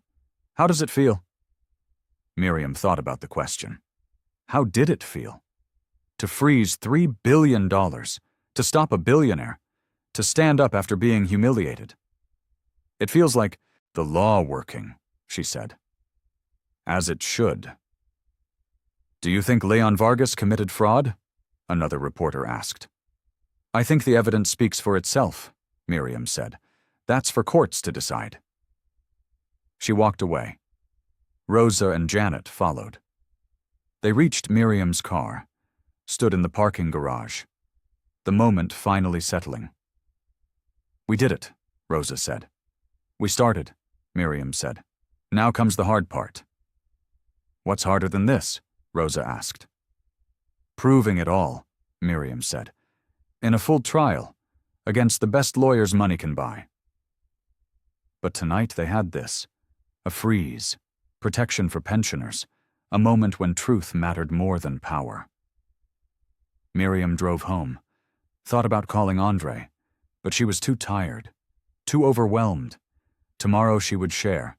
Tonight she needed silence. Her apartment felt different, lighter somehow. She made tea, sat at the dining table, opened her laptop out of habit, then closed it. Enough for today. Enough for this moment. Her breath caught as she thought about tomorrow. The work would continue. The fight wasn't over. But tonight, justice had moved forward. That had to be enough. The morning headlines were brutal. Billionaire's empire frozen. Pension fraud alleged. Regulator strikes back. Miriam read them at her desk, felt the weight of attention. Her phone rang constantly. Reporters, colleagues, strangers. She ignored most of it, focused on the work. The freeze was temporary. They needed permanent relief. That meant more evidence. Janet arrived at 9, dropped a stack of documents on Miriam's desk. Counterparty responses. They're cooperating now that there's a freeze. Miriam opened the first file. Emails, trading confirmations, memos about pricing models, all time-stamped, all creating a trail. Look at this, Janet said. She pointed to an email. Leon's CFO questioning evaluation. Leon overruling him. Miriam read carefully. The CFO had raised concerns, documented them, been ignored, or worse, threatened. We need to interview him again, Miriam said. He might flip. He might, Janet said, but his lawyer will be careful. Rosa entered with more files. I found the related party loans. They're dressed up as arm's-length transactions, but the borrower is Leon's brother. How much? Miriam asked. 12 million, Rosa said, from pension funds, at below-market rates. Miriam felt her jaw tighten. Not just valuation fraud, actual theft, money flowing from pensioners to Leon's family. Document everything, Miriam said. They worked through the morning. By noon, they had mapped 15 separate transactions, all related parties, all hidden in complex structures, all extracting value from pension funds. Haruto arrived at lunch, brought sandwiches. They ate while reviewing documents. His eyes scanned pages quickly, decades of experience making connections. This is criminal, he said finally. Will it stick? Miriam asked. If you document it properly, yes, Haruto said. But he'll fight. He'll claim business judgment, market conditions, sophisticated investors. These aren't sophisticated investors, Miriam said. They're teachers. Exactly, Haruto said. Use that. Make it human. He pulled out a statute book, marked a page. Emergency control. You invoked it. Now you need to justify it permanently. That means proving ongoing harm. We have proof, Miriam said. You have evidence, Haruto said. Proof requires a verdict. Keep gathering until then. He handed Miriam a slip of paper. Another statute. This one about criminal referral standards. If Janet's office wants to prosecute, Haruto said, they need documented losses and clear intent. You're close, but not there yet. Miriam studied the statute, saw the gaps in their case. Intent was hard to prove. Leon could claim mistakes, errors, market volatility. What if we find emails showing he knew? Miriam asked. Then you have him, Haruto said. They spent the afternoon drafting new subpoenas, targeted Leon's personal email, his text messages, his communications with his brother. Anything that might show knowledge and intent. At 4 o'clock, Evelyn Shaw called. Miriam debated ignoring it, then answered. Dr. Cole, Evelyn said, I'm working on a story about the pensioners, their faces and names, making it real. That's good, Miriam said. They deserve to be seen. I interviewed a retired teacher, Evelyn said. Mrs. Patterson. She has $300,000 in one of Leon's funds. It's her entire retirement. Miriam felt something twist in her chest. How is she doing? She's scared, Evelyn said, but she trusts the process. She trusts you. The weight settled heavier. Trust, the most fragile thing, the most powerful.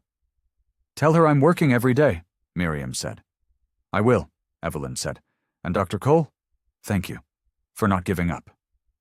After they hung up, Miriam sat quietly. Rosa looked at her. You okay? Rosa asked. No, Miriam said. But I will be, when this is over. Evening came. They prepared for tomorrow's status conference. The judge wanted updates, progress reports, evidence of continued cooperation or obstruction. Leon's attorneys had been quiet. Too quiet. That worried Miriam. Silence usually meant strategy, planning, counterattack. At 7, Miriam's phone buzzed. An email from Leon's lead attorney. Subject: settlement discussion. She opened it. Read carefully. They were offering terms. No admission of wrongdoing. Partial restitution. Agreement to enhanced oversight. In exchange, the freeze would lift. Miriam forwarded it to Janet. Waited. Janet called back within minutes. What do you think? Janet asked. I think he's scared, Miriam said. Should we negotiate? Janet asked. No, Miriam said. We have momentum. We have evidence. Settlement lets him escape. He might escape anyway, Janet said. Juries are unpredictable. So are fraudsters, Miriam said. If we settle now, he'll do this again. Different structure. Same crime. Janet was quiet. Then, you're right. I'll decline. Miriam hung up, felt relieved, scared, determined. They were going all the way. No compromise, no deals, just accountability. She packed up at 8. Rosa had already left. The office was quiet. Miriam walked to her car. The parking garage was dark. Her footsteps echoed. A figure stepped from the shadows. Miriam's breath caught. Then she saw his face. The CFO. Leon's CFO. Dr. Cole, he said. Mr. Breslin, she said carefully. I need to talk, he said. Off the record. I can't promise that, Miriam said. Then on the record, he said. But privately, just you. Miriam studied his face, saw fear, and something else. Guilt, maybe, or awareness. My office, she said. Tomorrow morning. Bring your attorney. He nodded, walked away quickly. Miriam stood alone, felt her heart racing. The CFO wanted to talk. That meant he had something to say. Tomorrow might bring the break they needed. Or another complication. Either way, truth was moving. She drove home, called Andre, told him about the CFO. He listened, asked good questions, made her eat dinner while they talked. Are you sleeping? He asked. Some, she said. That's not enough, he said. It's all I have, she said. After they hung up, Miriam tried to rest, but her mind raced. The CFO, the settlement offer, the pensioners waiting, the weight of responsibility. Her breath caught as she thought about tomorrow. One step closer, or one step back. She wouldn't know until morning. But tonight, she had moved forward. That was enough to hold on to. The CFO sat across from Miriam. His attorney sat beside him. Rosa and Janet flanked Miriam. The conference room felt small, tense. Mr. Breslin, Miriam said, you wanted to talk. I need immunity, he said. Janet leaned forward. That depends on what you have to say. I have emails, he said. Between me and Leon. I questioned the valuations. Multiple times. He told me to stay quiet or find another job. Miriam felt her chest tighten. Do you still have the emails? Yes, he said. On my personal account. I forwarded them to myself, just in case. In case of what? Janet asked. In case this happened, he said. His voice was quiet, defeated. Miriam saw the truth in his face. He had known. Maybe not everything, but enough. And he had stayed silent. Why come forward now? Miriam asked. Because I saw Mrs. Patterson on the news, he said. The teacher. My mom was a teacher. She's retired now, lives on her pension. I kept thinking, what if someone did this to her? Silence stretched, heavy, uncomfortable. Then Janet spoke. I can recommend limited immunity, but only if the emails show what you claim. They do, he said. Then send them to Dr. Cole, Janet said. Today.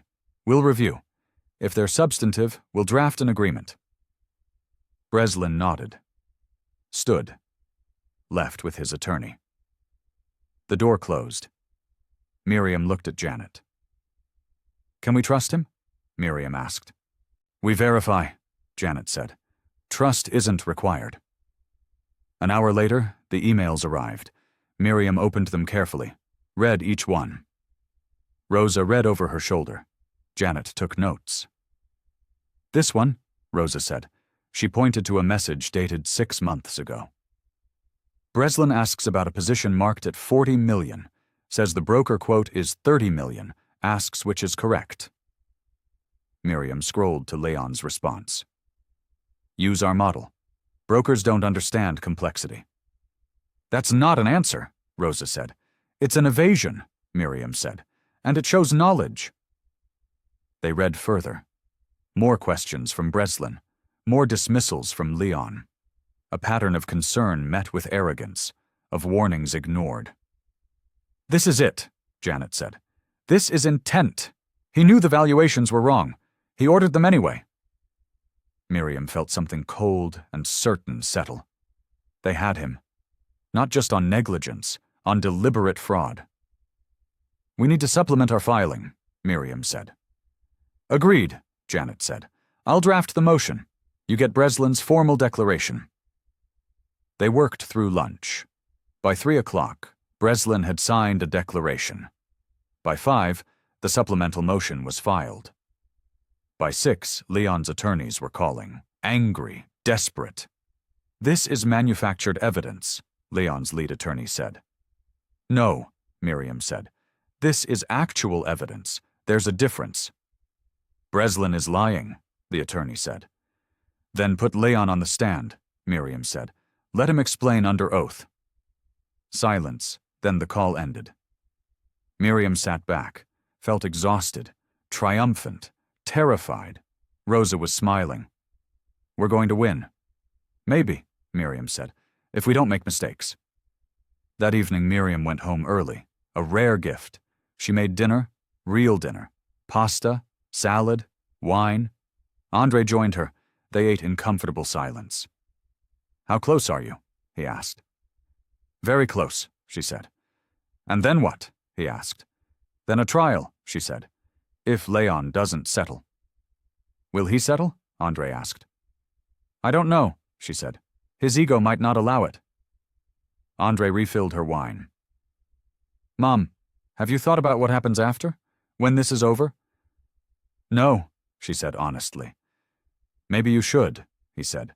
You've given everything to this case. Make sure there's something left for you. His words landed soft but heavy. Miriam realized she hadn't thought beyond the verdict, beyond accountability. She had poured herself into this completely. I'll think about it, she said. Promise? He asked. Promise, she said. Later, alone, she stood at her window, looked at the city. Lights everywhere. People living normal lives, unaware that tomorrow, another hearing, another step, another chance for justice or failure. Her phone buzzed. Haruto. I heard about Breslin. Well done. But be careful. Cornered animals are dangerous.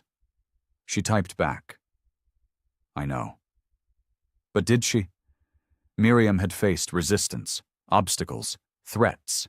But Leon still had resources, connections, pride. He could lash out, retaliate, destroy. She checked. The locks. Drew the curtains, sat on her couch in darkness, felt fear rise and then ebb. This was the path she had chosen.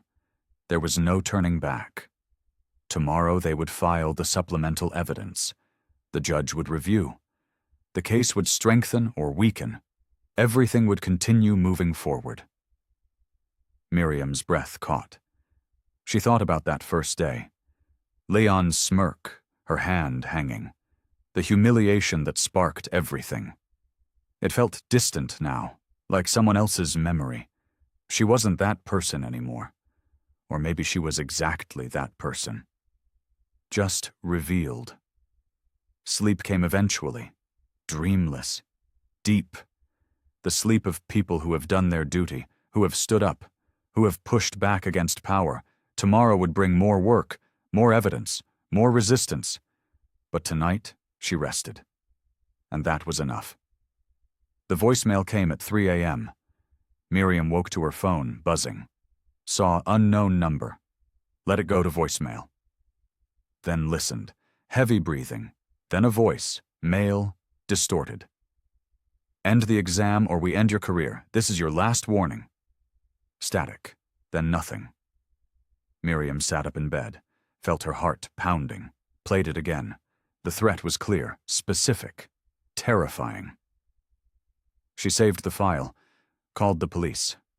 A different officer this time. He took the report seriously, promised a patrol car would drive by, asked if she had somewhere safe to stay. "I'm not leaving my home," Miriam said. "Ma'am, if someone is threatening you, I'll be careful," she said, "but I'm not hiding." She hung up, sat in darkness, felt fear pressing close. Real fear, physical fear, the kind that made hands shake and breath quicken. Then she thought about the teachers, the nurses, Mrs. Patterson with her 300,000, people who couldn't hide, who depended on her. She stood, made coffee at 4 a.m., showered, dressed, drove to the office while the city slept, unlocked her door, spread the files, let the work anchor her. Rosa arrived at 7, saw Miriam's face. "What happened?" Miriam played the voicemail. Rosa went pale. "We need to tell Janet," Rosa said. "I know," Miriam said. Janet arrived at 8, listened to the recording. Her expression hardened. "We're getting you protection," Janet said. "I don't want protection," Miriam said. "I want to finish the work." "You can do both," Janet said. She made calls. By noon, a security consultant had assessed Miriam's apartment and office, recommended precautions, changed locks, installed cameras, made Miriam feel both safer and more afraid. The work continued. They prepared for the status conference. Due in 2 days.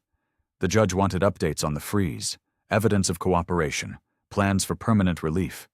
Miriam drafted a report, 60 pages, detailed findings, documented losses, clear recommendations. By evening, it was ready. But she couldn't focus.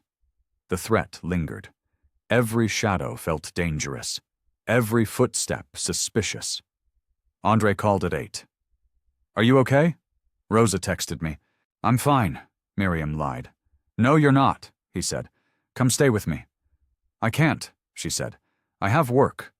"Work can wait," he said. "No, it can't," she said. "People are counting on me." Silence. Then Andre's voice, tight with emotion. "I'm counting on you too, to stay alive." The words hit hard. Miriam felt tears threaten. "I'll be careful." "That's not enough," he said.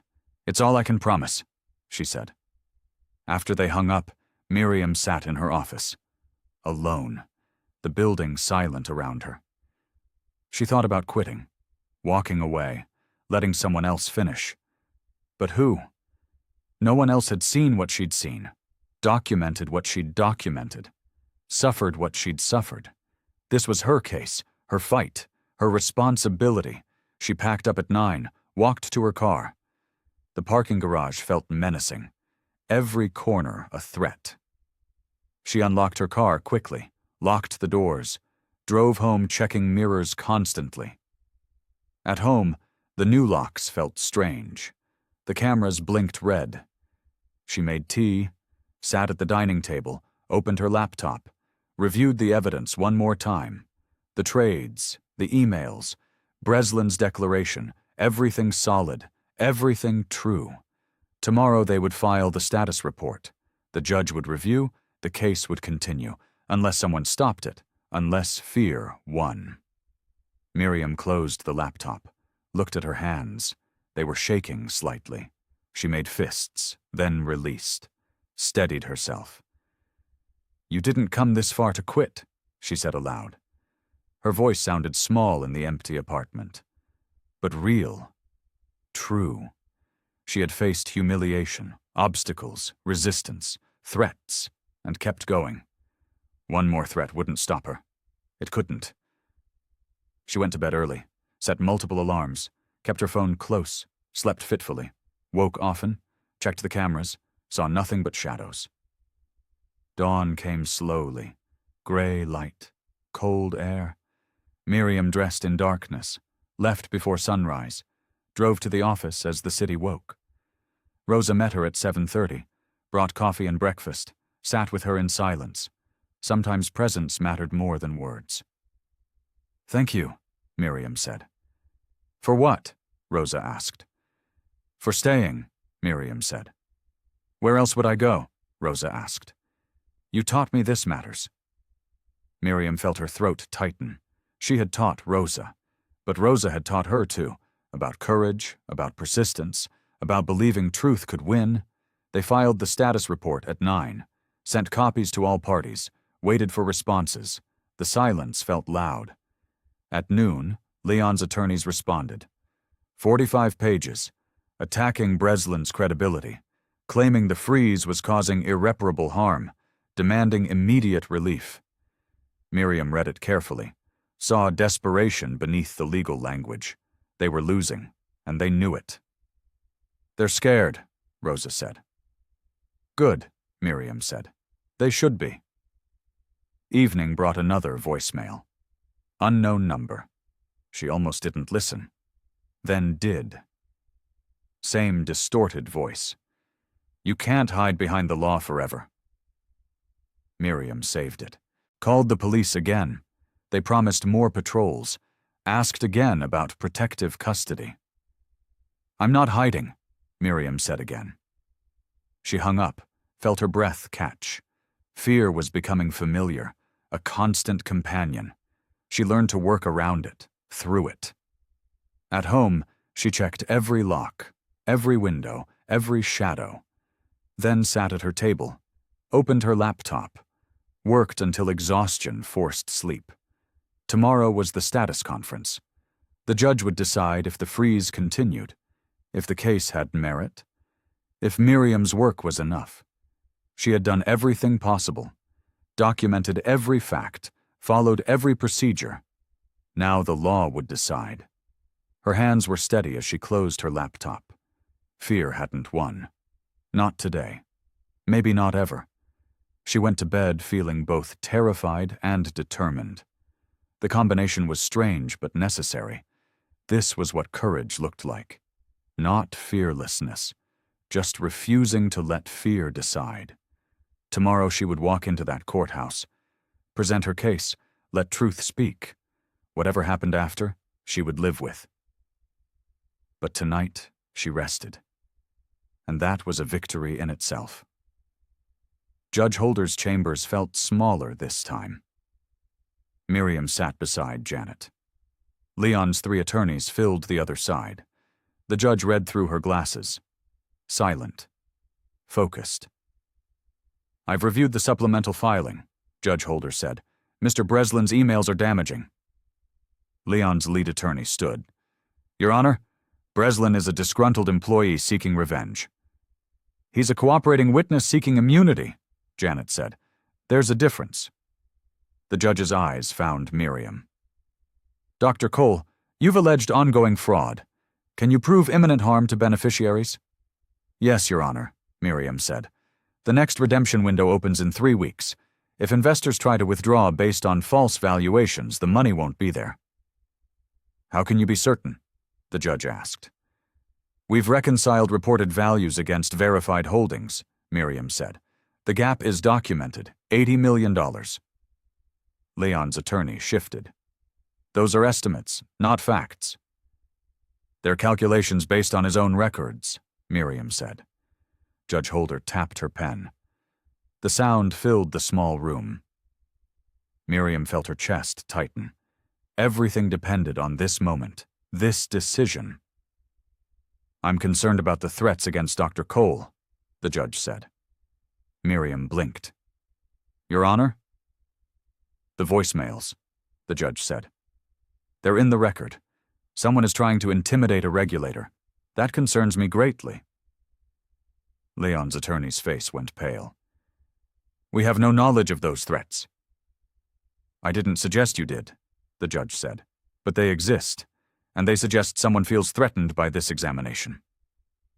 Silence stretched, heavy, uncomfortable. The judge closed the file. I'm scheduling a full public hearing for tomorrow morning, she said. 9 o'clock.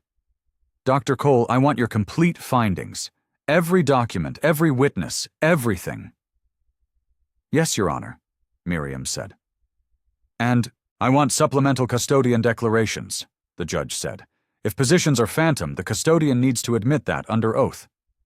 We'll get them, Miriam said. By sunrise, the judge said. By sunrise, Miriam agreed. They filed out. In the hallway, Leon's attorneys huddled. Miriam heard fragments. Settle. Damage control. Minimize. Janet pulled Miriam aside. You have 12 hours. Can you get the custodian? I'll try, Miriam said. Don't try, Janet said. Do it. We need that testimony. Miriam called Patterson's attorney from the car. He answered on the 4th ring. Dr. Cole, he said. His voice was wary. I need another declaration, Miriam said. By morning. My client has already testified, he said. The judge wants clarity, Miriam said. Did positions exist or not? Simple yes or no. Silence. Then, he's scared. There have been calls. Pressure. From who? Miriam asked. He won't say, the attorney said, but he's terrified. Miriam felt her jaw tighten. Tell him teachers are counting on his honesty, real people, not abstractions. I'll tell him, the attorney said, but I can't promise anything. At the office, Rosa was running final calculations. Her eyes were red from screen time. Miriam brought her coffee. Thank you, Rosa said. How close are we? Miriam asked. Close, Rosa said, but we need that custodian declaration. Hours passed. 6 o'clock? 7, 8. No word from Patterson. Miriam felt anxiety building. Without his testimony, they had circumstantial evidence. With it, they had proof. At 9:15, her phone rang. Patterson's attorney. He'll do it, the attorney said, but we need to draft it carefully. No speculation. Just facts. Agreed, Miriam said. They spent 2 hours on the phone, crafting language, making it precise. Patterson would state, I certified positions I did not independently verify. I relied on manager representations that I now believe were inaccurate. Simple, clear, devastating. By midnight, Patterson had signed. Miriam filed it electronically, then forwarded copies to Janet and the court. Her hands shook as she hit send. Rosa had fallen asleep at her desk. Miriam covered her with a jacket. Let her rest. Tomorrow would be brutal. They both needed whatever sleep they could get. But Miriam couldn't sleep. She reviewed her presentation, rehearsed her testimony, anticipated questions, prepared for attack. At 2 a.m., Evelyn Shaw's article posted online. The faces behind the freeze. Photos of pensioners, teachers, nurses, firefighters. Mrs. Patterson smiled from the screen. Her story told in careful detail. Miriam read every word, felt the weight of responsibility. These weren't abstractions, these were people, real lives, real stakes. Her breath caught. Tomorrow she would testify. Present everything. Let the judge decide. After all the work, all the threats, all the fear, tomorrow was the moment truth met power. She closed her laptop at 3. Lay on the office couch, drifted into uneasy sleep, dreamed of numbers, of Leon's smirk, of her hand hanging in the air. Dawn woke her at 6. She showered in the office bathroom, changed into her spare suit, made coffee. Woke Rosa gently. Is it morning? Rosa asked. It's time, Miriam said. They gathered materials, checked exhibits, made final preparations. At 8, they left for the courthouse. The sun was bright, almost offensive in its cheerfulness. Andre met them on the courthouse steps, hugged Miriam tight. "I'm proud of you." "It's not over," she said. "I know," he said, "but I'm still proud." Inside, the courtroom was packed, every seat filled, standing room only. Cameras lined the back wall. Miriam felt every eye on her as she walked to her table. Leon sat across the aisle. His suit was perfect, his face was not. She saw stress, fear, anger, the emotions she had felt reflected back. Judge Holder entered. Everyone stood, then sat. The courtroom went silent. The judge looked at Miriam. "Dr. Cole," she said, "present your case." Miriam stood, walked to the podium, felt her heart racing, opened her binder, began. "Your Honor, we have documented systematic fraud. The evidence shows deliberate inflation of asset values, self-dealing through related parties, and theft of $80 million from public pension funds." She presented the timeline. Document by document, trade by trade, email by email. The story built itself. Clear, undeniable, true. The courtroom was silent, except for her voice. People leaned forward, listening, understanding, seeing the patterns she had mapped. This was her moment, after everything, after the humiliation, the threats, the fear. This was when truth spoke. And Miriam felt her breath catch. Because finally, someone was listening. The judge asked sharp questions. Miriam answered each one. Precise, factual, no embellishment, just truth supported by documents. "These Sunday trades," Judge Holder said, "how do you know they're fraudulent?" "Markets are closed on Sunday, Your Honor," Miriam said. "No legitimate trades can execute, yet 15 positions were marked, all creating inflated values." "Could it be a system error?" the judge asked. "Not consistently in the same direction," Miriam said. "Errors are random. These benefited only one party, the manager." Leon's attorney objected. "Speculation, Your Honor."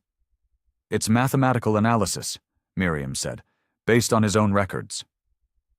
The judge nodded. "Continue." Miriam presented Breslin's emails. Read key passages aloud. The CFO questioning valuations. Leon dismissing concerns. The pattern of knowledge and intent. "Your Honor," Miriam said, "this shows Mr. Vargas knew the valuations were wrong and ordered them anyway." "That's taken out of context," Leon's attorney said. "Then provide the context," the judge said. The attorney hesitated. Couldn't. The emails spoke for themselves. Miriam moved to custodian testimony. Read Patterson's latest declaration. "I certified positions I did not independently verify." Someone in the gallery gasped. Miriam heard it, the moment reality penetrated. The custodian admitted failure. That meant the valuations were unverified, untrustworthy, false. The judge took a brief recess. 15 minutes. Miriam sat, felt exhausted, wired. Andre caught her eye from the gallery, nodded encouragement. During the break, Evelyn Shaw approached. "Dr. Cole, can I ask one question?" "Not now," Miriam said. "Please," Evelyn said. "Just one. Why did you keep going? After the threats?" Miriam looked at her, saw genuine curiosity, not sensationalism, respect.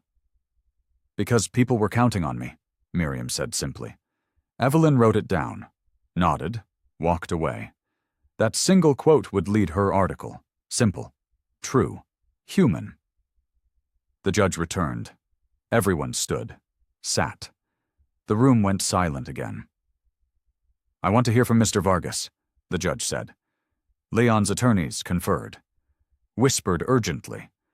Then Leon stood. Walked to the witness stand. Was sworn in. His voice was steady.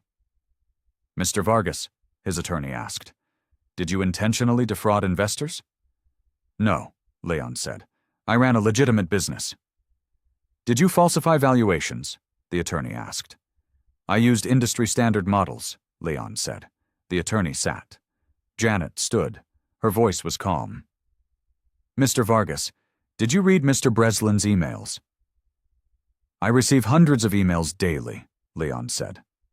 Did you read the ones questioning valuations? Janet asked. I don't recall specifically, Leon said. Janet handed him a printout. This is your response to Mr. Breslin. You wrote, "Use our model. Brokers don't understand complexity." Do you remember that? Leon studied the email. His face tightened. Yes. So you did read emails questioning valuations, Janet said. I responded to concerns, Leon said. You dismissed concerns, Janet said. There's a difference. Objection, Leon's attorney said. Withdrawn, Janet said. Mr. Vargas, when Mr. Breslin questioned a position marked at 40 million, what was the broker quote? I don't remember, Leon said. 30 million, Janet said. A $10 million difference. Did you investigate? I trusted our models, Leon said. Your models that generated fees for you, Janet said. That's how asset management works, Leon said. His voice had an edge now. Anger creeping in. No, Janet said. Honest asset management works by reporting accurate values. Your fees were based on inflated numbers. That's not management. That's theft. Objection, Leon's attorney shouted. Sustained, the judge said. Counsel, rephrase. But the damage was done. The word hung in the air. Theft. Leon's face was red, his composure cracking. Janet sat. Miriam felt something shift in the courtroom. The momentum had turned. Leon looked less like a confident billionaire, more like a cornered man. The judge called another recess, longer this time. 30 minutes. Miriam walked outside. Needed air, needed space. Haruto found her on the courthouse steps, sat beside her without speaking. Just presence, steady, reliable. You're doing well, he said finally. I'm terrified, she said. Good, he said. That means you understand what's at stake. What if we lose? She asked. Then we lose having told the truth, Haruto said. That's worth something. Is it worth enough? She asked. It has to be, he said. They sat in silence, watching people pass, normal people, living normal lives, unaware that inside justice was being tested, truth was being weighed. Haruto, Miriam said, thank you for everything. Don't thank me yet, he said. Wait until after the verdict.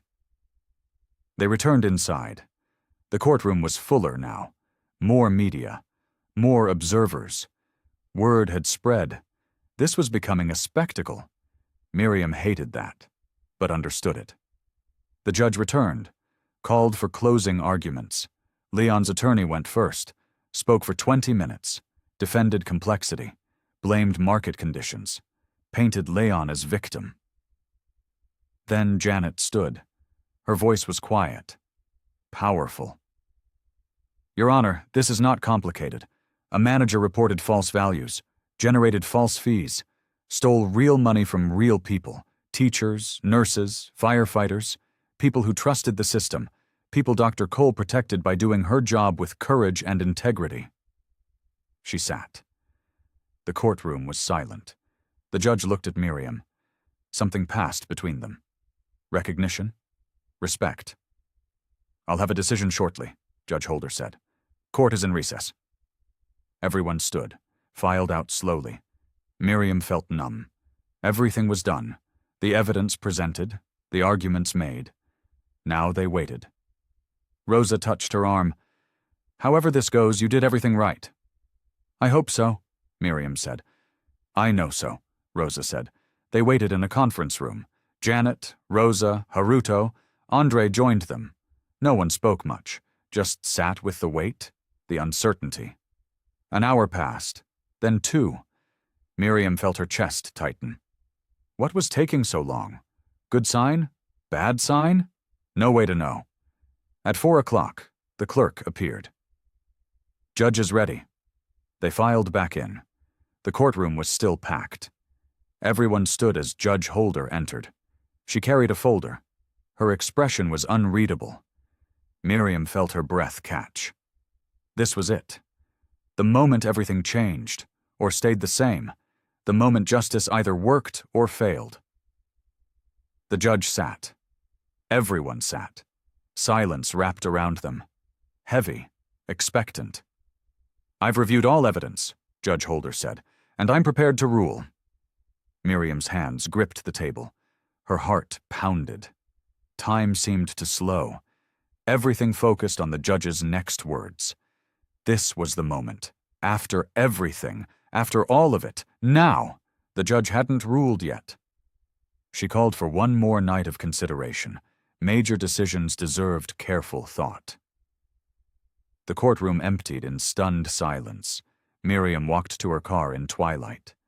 Felt exhausted, drained, empty. She had given everything. Now she just had to wait. The hardest part. Andre followed her to the parking garage, stood beside her car. His face was serious. "Mom," he said, "I need to say something." "Okay," she said. "I'm sorry," he said, "for pushing you to quit, for being scared, for not trusting that you knew what you were doing." Miriam felt her throat tighten. "You were protecting me." "You didn't need protection," he said. "You needed support, and I should have given that from the start." He pulled her into a hug. She felt tears threaten, held them back. "Not here. Not yet." "I'm proud of you," he said. "Not because you might win, because you tried. When everyone else would have walked away, you stayed." "I had to," she said.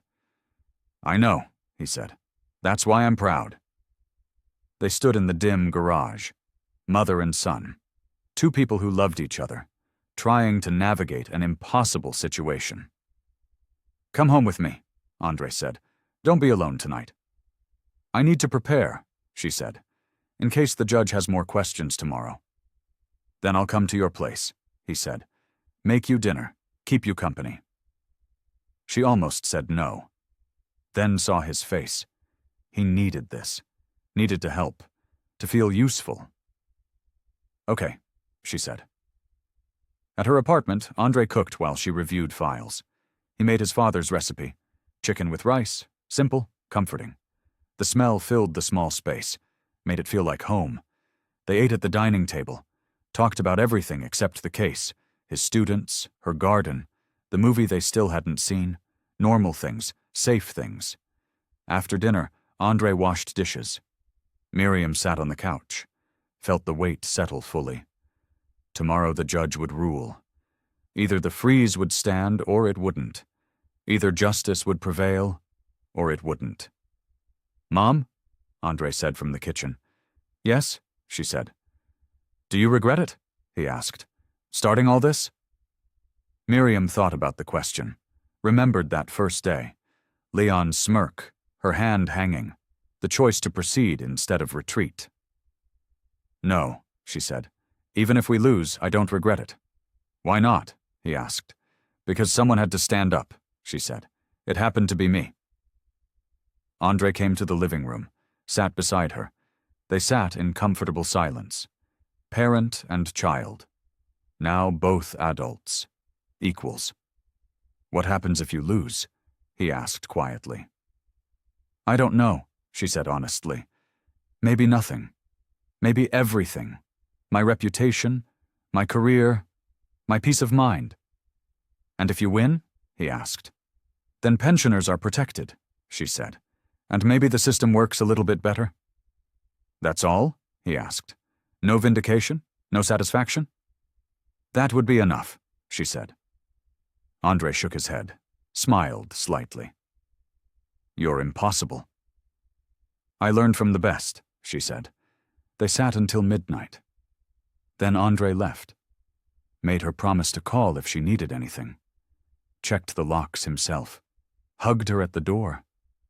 Alone, Miriam sat in darkness. Thought about her husband. About what? He would say. Probably something about faith, about trusting the process, about doing right and letting go of outcomes. She had never been good at letting go, but tonight she had no choice. The case was out of her hands. In the judge's hands now, in justice's hands. Her phone buzzed, a text from Rosa. "Can't sleep, thinking about tomorrow." Miriam typed back, "Me too." "Do you think we did enough?" Rosa asked. "We did everything," Miriam typed. "The rest isn't up to us." A pause, then, "Thank you for teaching me what enough looks like." Miriam felt something warm in her chest. Pride, maybe, or gratitude. Rosa had become more than an assistant, more than a colleague, a partner, a friend. She tried to sleep, lay in bed staring at the ceiling. Her mind ran through the presentation. Had she missed anything? Failed to emphasize something critical? Made a mistake that would cost everything? No. She had been thorough, careful, precise. If they lost, it wouldn't be from lack of effort.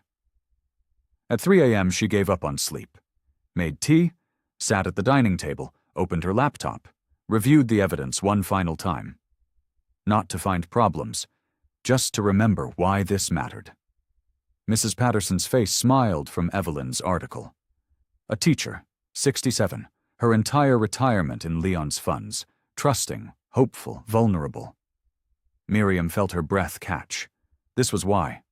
Not for vindication, not for pride, for Mrs. Patterson, for the nurses and firefighters, for people who played by the rules and expected others to do the same. Dawn came slowly. Gray light, cold air. Miriam showered, dressed in her best suit. Black, severe, professional.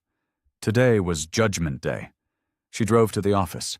Rosa was already there. They shared coffee. Didn't talk much. Just sat together, waiting. At 8, they drove to the courthouse. The crowd was larger today. Media everywhere. Cameras, microphones, people who wanted to witness history, or spectacle, or both. Inside, the courtroom was packed again, every seat taken, standing room filled. Leon sat at his table, alone now, his attorneys beside him, but somehow apart. He looked smaller than before. Miriam felt no satisfaction in that, just sadness, waste, all that talent and privilege squandered on greed. Judge Holder entered at 9 exactly. Everyone stood, sat. The room went completely silent. You could hear breathing, heartbeats. The judge looked at Miriam, then at Leon, then at her notes. The moment stretched, unbearable, infinite. "I've considered all evidence," Judge Holder said, "and reviewed applicable law. This is my ruling." Miriam felt her chest tighten. Her hands gripped the table. Rosa's shoulder touched hers. Solid, real, present. This was it. The moment truth either won or lost. The moment justice either worked or failed.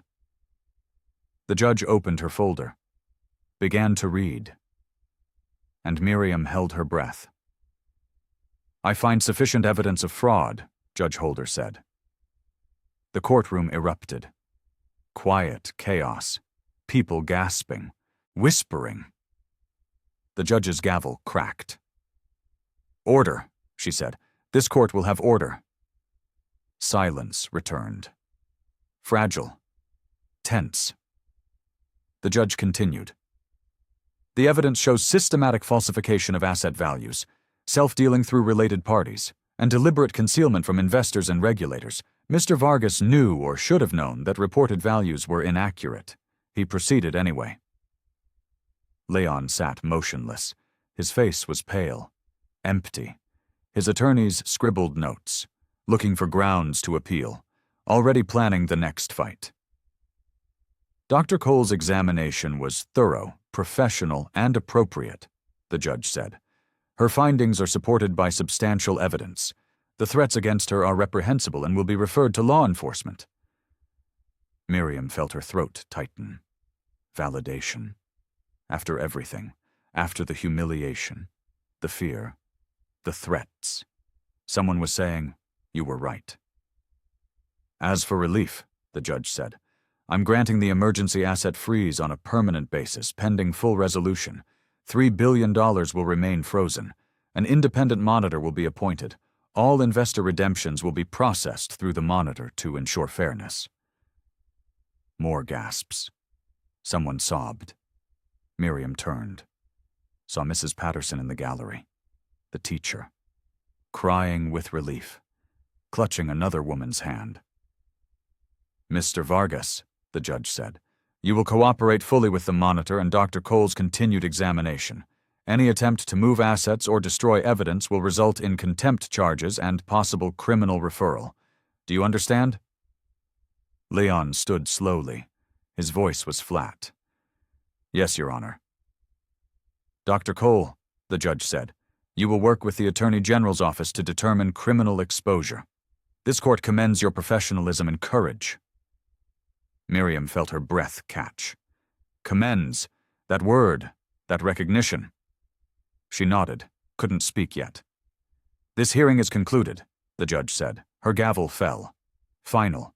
Definitive. Done. The courtroom exploded into motion. Reporters rushed out. Phones rang. People hugged. Miriam sat very still. Felt Rosa crying beside her. Felt Haruto's hand on her shoulder. Felt the weight begin to lift. They had won. Not completely. The criminal case remained. The monitor's work. The investor recoveries. But they had won the most important battle. Truth had prevailed. Justice had moved forward.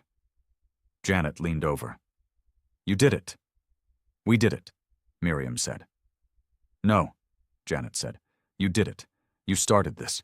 You pushed when everyone said stop. You stood up when it was easier to sit down." Miriam felt tears threaten, held them back. "Not here. Not yet. Later. In private." She would let herself feel everything later. Outside, cameras crowded. Microphones pushed forward. Miriam stopped on the courthouse steps. Rosa and Janet flanked her. Haruto stood slightly behind. Silent support. "Dr. Cole," a reporter called. "How does it feel?" Miriam thought about the question. How did it feel? To freeze $3 billion? To stop a billionaire? To protect pensioners? To be vindicated? "It feels like the law working," she said. "As it should." "Do you feel vindicated?" another asked. "I feel relieved," Miriam said, "for the teachers and nurses and firefighters whose retirement is protected." "What about Leon Vargas?" someone asked. "Do you have any comment about him?" Miriam paused, looked back at the courthouse. Leon was still inside, surrounded by attorneys, facing a future he hadn't imagined. "I have no personal comment," she said. "The evidence speaks for itself." "Were you motivated by the handshake incident?" a reporter asked. The question hit like a punch. The handshake, the humiliation, the spark that started everything. Miriam felt her jaw tighten. "I was motivated by the numbers," she said, "by evidence of fraud, by my duty to protect public beneficiaries." "But the handshake," the reporter pressed. "Was irrelevant," Miriam said. "This case was never about personal slights. It was about protecting people who trusted the system." Evelyn Shaw stepped forward, asked her question differently. "What do you want people to learn from this?" Miriam looked at her, saw genuine interest, not sensationalism, truth-seeking. "That institutions work when people do their jobs with integrity," Miriam said. "That courage isn't fearlessness, it's doing what's right despite fear. And that dignity isn't given, it's practiced, every day, in small choices and large ones." Evelyn wrote it down, nodded. The other reporters shifted. Some looked disappointed. They had wanted drama, revenge, a personal vendetta. Miriam had given them principle instead. "Thank you," Miriam said. "That's all." She walked away. Rosa and Janet followed. Haruto caught up. They walked to the parking garage in silence, processing, absorbing, beginning to believe it was real. In the garage, Andre waited. He hugged Miriam tight. She let herself lean into it, let the weight transfer, just for a moment. "I'm so proud of you," he whispered. "Thank you," she said, "for believing in me." "Always," he said. They separated. Miriam looked at her team. Rosa, Janet, Haruto, Andre, these people who had stood beside her, supported her, believed truth mattered. "Thank you," she said. "All of you. I couldn't have done this alone." "You didn't have to," Haruto said. "That's the point." They made plans to reconvene tomorrow, start the monitor coordination, plan the criminal investigation, continue the work. Because winning the freeze was just the beginning. But tonight, they could rest, celebrate quietly, acknowledge what they had accomplished. Miriam drove home slowly, let herself feel everything. Relief, exhaustion, gratitude, pride, sadness for Leon, hope for the pensioners, a mixture of emotions too complex to name. At home, she made tea, sat at the dining table, opened her laptop, read Evelyn's article. It had already posted. "Regulators' courage protects pensions," the headline read. Miriam read the piece carefully. Evelyn had centered the pensioners, quoted Mrs. Patterson extensively, explained the fraud in clear terms, mentioned Miriam's professionalism, but didn't make it about her. It was good journalism, honest, fair, human. Miriam closed the laptop, sat in silence, thought about her husband, about her father, about the long line of people who had taught her that integrity mattered, that duty was real, that justice required work. She had done the work. Now the system would do its part, process the case, recover assets, protect beneficiaries, restore trust. Her phone buzzed, a text from Mrs. Patterson. "Thank you for not giving up. My retirement is safe because of you." Miriam felt tears finally come. Relief, gratitude, exhaustion, all of it pouring out in the quiet of her apartment. She had stood up, and somehow, impossibly, it had been enough. Her breath caught as she thought about tomorrow. More work waited, always more work. But tonight, she could rest. Tonight, she had won. Not perfectly, not completely, but meaningfully, in ways that mattered to real people. And that was enough. Finally. Truly enough. The monitor was appointed within days. Former federal judge. Impeccable credentials. He arrived with a team of forensic accountants, started unwinding Leon's structures, following every dollar. Miriam met with him weekly, provided files, answered questions, watched the work expand beyond her examination. This was what accountability looked like. Thorough, relentless, fair. Leon's attorneys filed appeals, challenged the freeze, argued procedural errors. The courts rejected every motion. The evidence was too strong, the fraud too clear. At the office, Miriam returned to routine work. Other cases, other examinations. But everything felt different now. People looked at her differently, with respect, some with awe. She didn't know what to do with that. Rosa was promoted, senior analyst, well-deserved. She handled it with grace, still asked questions, still double-checked numbers. The humility that made her excellent remained. Janet called weekly with updates. The criminal investigation was progressing. Grand jury convened, witnesses testifying. Breslin had flipped completely, was providing extensive cooperation. "We'll have indictments within months," Janet said. "How many counts?" Miriam asked. "Wire fraud, securities fraud, self-dealing. Probably 15 to 20 counts total." Miriam felt something cold settle. Criminal charges, prison time possible, a billionaire facing consequences. It felt surreal. "How do you feel about that?" Janet asked. I don't know, Miriam said honestly. It's necessary, but sad. Justice often is, Janet said. Weeks passed. The monitor released preliminary findings, confirmed Miriam's analysis. 80 million in inflated values, 14 related party transactions, systematic fraud spanning 3 years. The media covered it extensively. But the tone had changed. Less sensationalism. More substance. Evelyn's approach had influenced others. The story stayed focused on victims and accountability. Miriam declined most interviews. Let the documents speak. Let the monitor's findings carry weight. She had never wanted attention. Just results. One morning, a letter arrived. Handwritten. From Mrs. Patterson, the teacher. Dear Dr. Cole, it read, I wanted to thank you personally. My retirement was everything I had. 30 years of saving. When I heard about the freeze, I was terrified. But then I learned why. Someone had finally noticed. Someone had finally cared enough to act. That someone was you.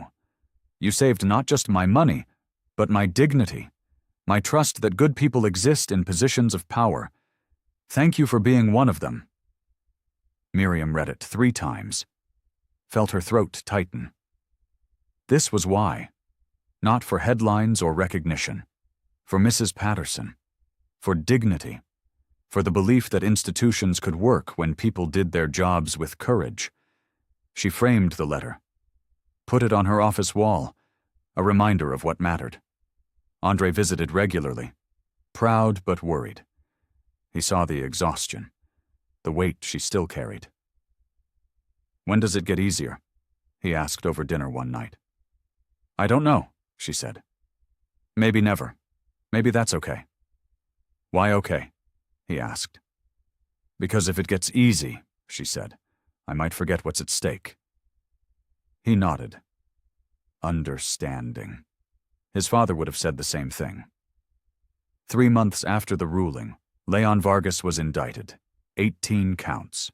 Wire fraud, securities fraud, money laundering. The U.S. attorney held a press conference, praised the regulatory examination, thanked Miriam by name. She watched from her office, felt no triumph, just relief. The system was working, slowly, imperfectly, but working.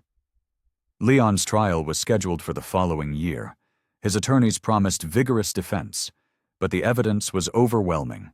Breslin's testimony, the emails, the falsified reports, the custodian admissions. Conviction seemed likely, prison time probable. A billionaire would fall, not because someone wanted revenge, because he had broken the law.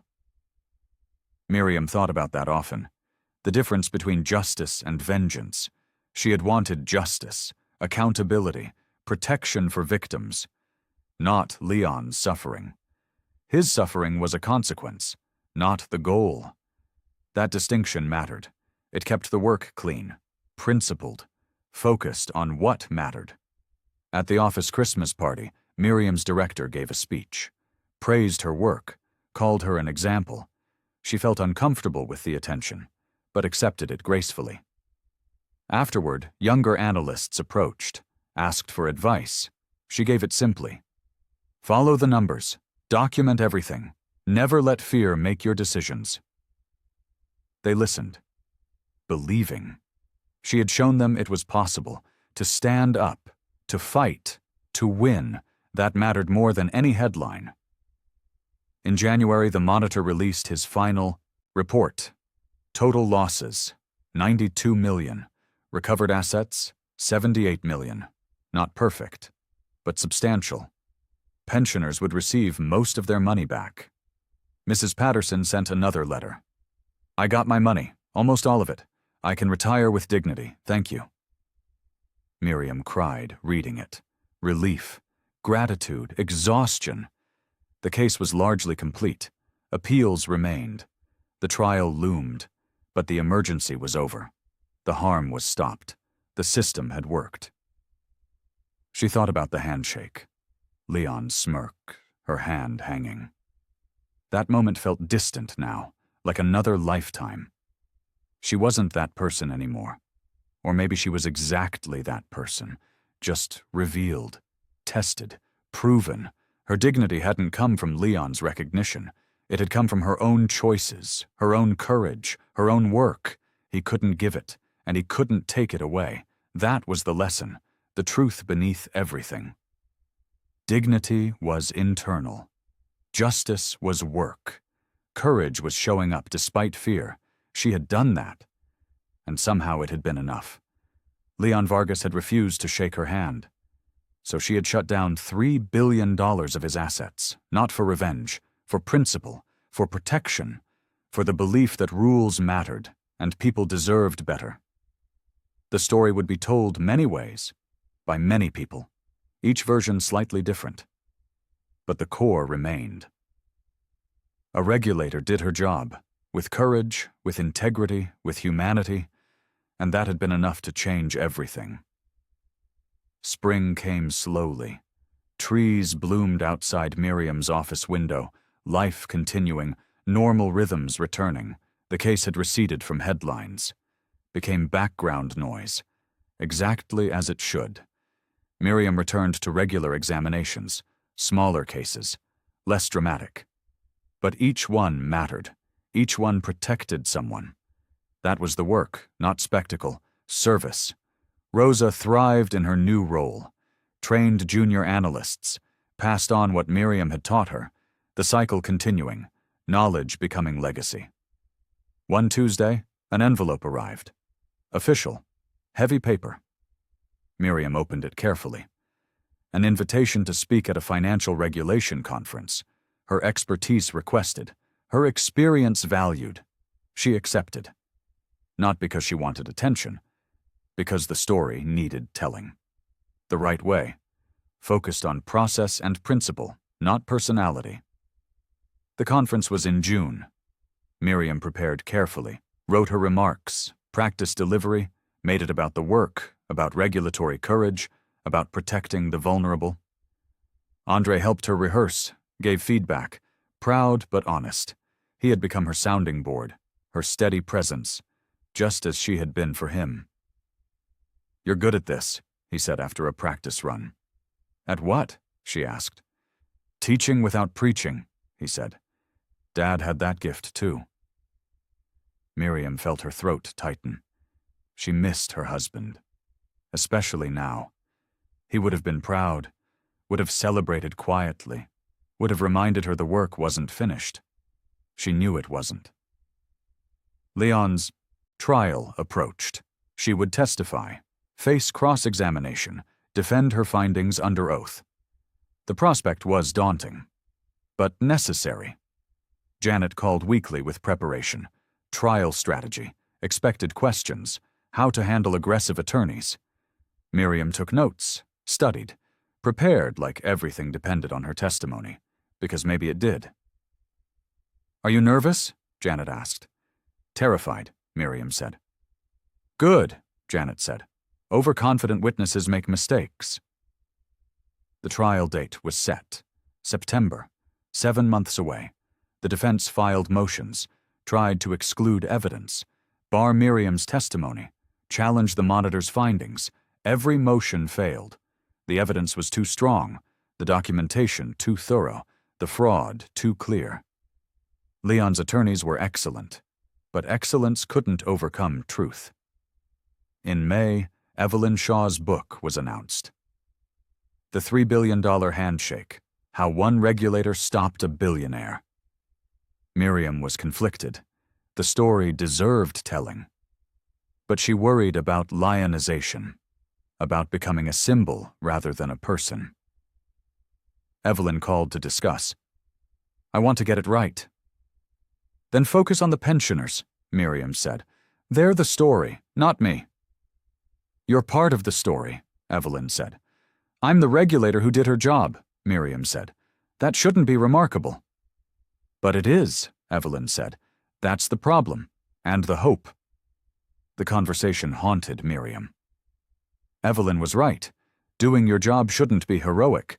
But when systems failed, when people looked away, When power went unchecked, someone stepping up became exceptional. That needed to change, not by diminishing courage, by normalizing integrity, making it expected, standard, routine. She thought about how to do that, how to teach it, model it, multiply it. Her own case was ending. But the work continued. In classrooms, conference rooms, regulatory offices, everywhere people faced choices between comfort and courage. The June conference arrived. Miriam spoke to 300 regulators, told the story simply, focused on methodology, evidence gathering, overcoming fear, maintaining humanity while pursuing accountability. The response was overwhelming. Standing ovation.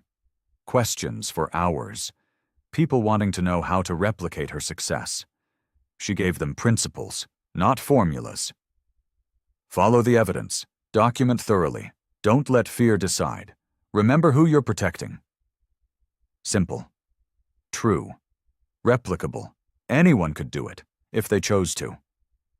Afterward, younger regulators surrounded her, seeking advice, encouragement, permission to be brave. She gave it freely. This was legacy, not her case, but the courage it inspired. A young woman approached, Asian, mid-20s, nervous. "Dr. Cole," she said, "I'm examining a mid-sized firm. I found irregularities. My supervisor told me to drop it. What do I do?" Miriam felt the weight of the question. This woman stood where Miriam had stood, facing the same choice: proceed or retreat. "Document everything," Miriam said. "Make your findings clear, follow proper channels, but don't let intimidation work." "What if I lose my job?" the woman asked. "You might," Miriam said honestly, "but you'll keep your integrity. That's worth more." The woman nodded, walked away. Miriam watched her go, wondered if she would proceed, hoped she would, knew it was her choice. That night Miriam called Andre, told him about the conference, about the young woman, about the weight of being an example. "You didn't ask for it," he said. "No," she said. "But I have it, so I need to use it well." "You are," he said. "By being honest, by showing it's possible, by not pretending it was easy." His words settled something. Miriam realized she had been carrying guilt for succeeding, for being recognized, for having a platform. But maybe the platform was the point, not for ego, for multiplication. She could help others find courage, could show the path, could make the next person's choice a little less lonely. That was worth the discomfort of attention. Summer passed. Miriam testified before Congress about regulatory reform, about pension protection, about the importance of empowered examiners. Her recommendations were specific, practical, born from experience. Some were adopted, not all, but some. Small improvements, better tools, clearer authority, protection for whistleblowers. Each change mattered. Each one made the next fight a little easier. In August, Leon's attorneys made a final settlement offer. Plea to lesser charges, restitution, no jail time. Janet called to discuss. "The AG wants your input," she said. "What do you think?" Miriam asked. "Conviction at trial is likely," Janet said, "but not certain. Settlement guarantees restitution, gets money back faster." "But sends what message?" Miriam asked. "That rich people can buy their way out," Janet said. "I know. I hate it too." Miriam thought about Mrs. Patterson, about the teachers and nurses. What would they want? Justice? Or money? "What's the restitution offer?" she asked. "Full recovery, plus penalties. 98 million total." "More than we recovered through the monitor," Miriam said. "Yes," Janet said. "How much jail time at trial?" Miriam asked. "Probably 5 to 7 years," Janet said. Miriam weighed it. Justice versus pragmatism. Principle versus outcome. No perfect answer. "I think the pensioners deserve the final say," she said. "Survey them. Ask what they want. Money now or justice later." Janet was quiet. Then, "That's wise. I'll do it." The survey results came back in a week. 80% wanted restitution. 20% wanted trial. The people had spoken. They wanted their money, their security, more than vengeance. The plea deal was accepted. Leon Vargas pled guilty to 6 counts, was sentenced to 18 months supervised release, no jail time, full restitution, permanent ban from securities industry. Miriam felt conflicted. Relief that pensioners recovered. Everything. Disappointment at the light sentence, understanding that justice was imperfect, always imperfect. But the money was returned. The fraud was stopped. The system had worked, not perfectly, but adequately. That had to be enough, because perfect was impossible. Adequate was real, and real was what people needed. Leon's sentencing hearing was brief. He read a prepared statement, apologized to investors, took responsibility. His voice was flat, performative maybe, or genuine regret. Miriam couldn't tell. She didn't attend, didn't need to. Her work was done, the examination complete, the assets recovered, the case closed. She returned to her office, to regular work, to the quiet satisfaction of doing her job well. The attention faded. The headlines stopped. Life normalized. And Miriam felt grateful for the boring routine, the ordinary cases, the invisible impact. That was the work, not drama, service. Her breath caught as she thought about how far she'd come, from humiliation to vindication, from fear to courage, from doubt to certainty. But she was still herself. Still the woman who followed numbers, who documented carefully, who believed truth mattered. Nothing had changed. Everything had changed. She was enough. She had always been enough. Leon's refusal to shake her hand hadn't diminished her. Her response had revealed her. And that was the lesson worth teaching, worth repeating, worth living. Dignity came from within. Justice required work, and courage was possible, for anyone, including her. 6 months passed like water. Miriam returned fully to routine. The case became memory, present but not dominant. Part of her story, not the whole thing. Life continued its ordinary rhythms. Work, home, Andre's visits, Haruto's occasional calls, Rosa's career progressing, normal, peaceful, good. One Saturday, Miriam received an invitation, a community center event, funded by recovered assets from the Vargas case.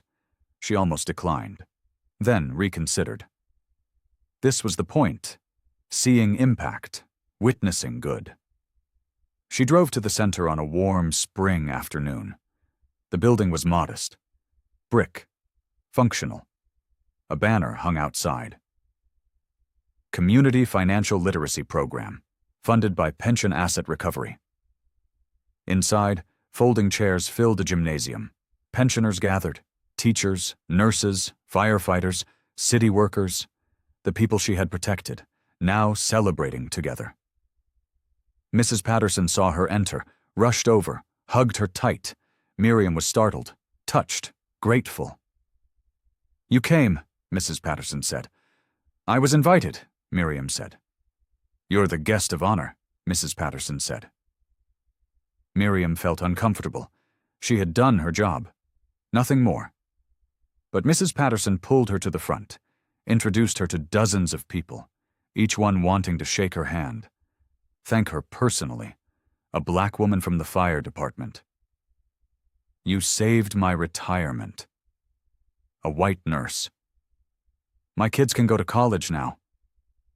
An Asian janitor. "I was so scared." "Thank you for being brave." The hands kept coming. Young, old, every color, every background, all united by one thing. They had been vulnerable, and someone had protected them. Miriam felt overwhelmed, grateful, humbled. She had followed the numbers, done her duty. Somehow that had meant everything to these people. A microphone appeared. Mrs. Patterson gave a speech about fear turning to hope, about trusting the system and being proven right, about Miriam's courage and integrity. "She could have walked away," Mrs. Patterson said. "After that man disrespected her, after the threats, after everything. She could have chosen safety. But she chose us. She chose what was right." Applause filled the gymnasium, loud, sustained. Miriam stood awkwardly, not used to being seen, preferring the background. But she accepted it. This was their moment, their celebration. She was just a symbol of something larger. Afterward, the center director gave a tour, showed classes teaching financial literacy, helping people understand investments, recognize fraud, protect themselves, the recovered assets funding real help, real education, real prevention. This was the point. Not punishment. Prevention. Not vengeance. Education. Making the system work better. Protecting the next generation. Breaking cycles. Miriam felt something settle. Peace, maybe. Or satisfaction. She had done good work. Real work.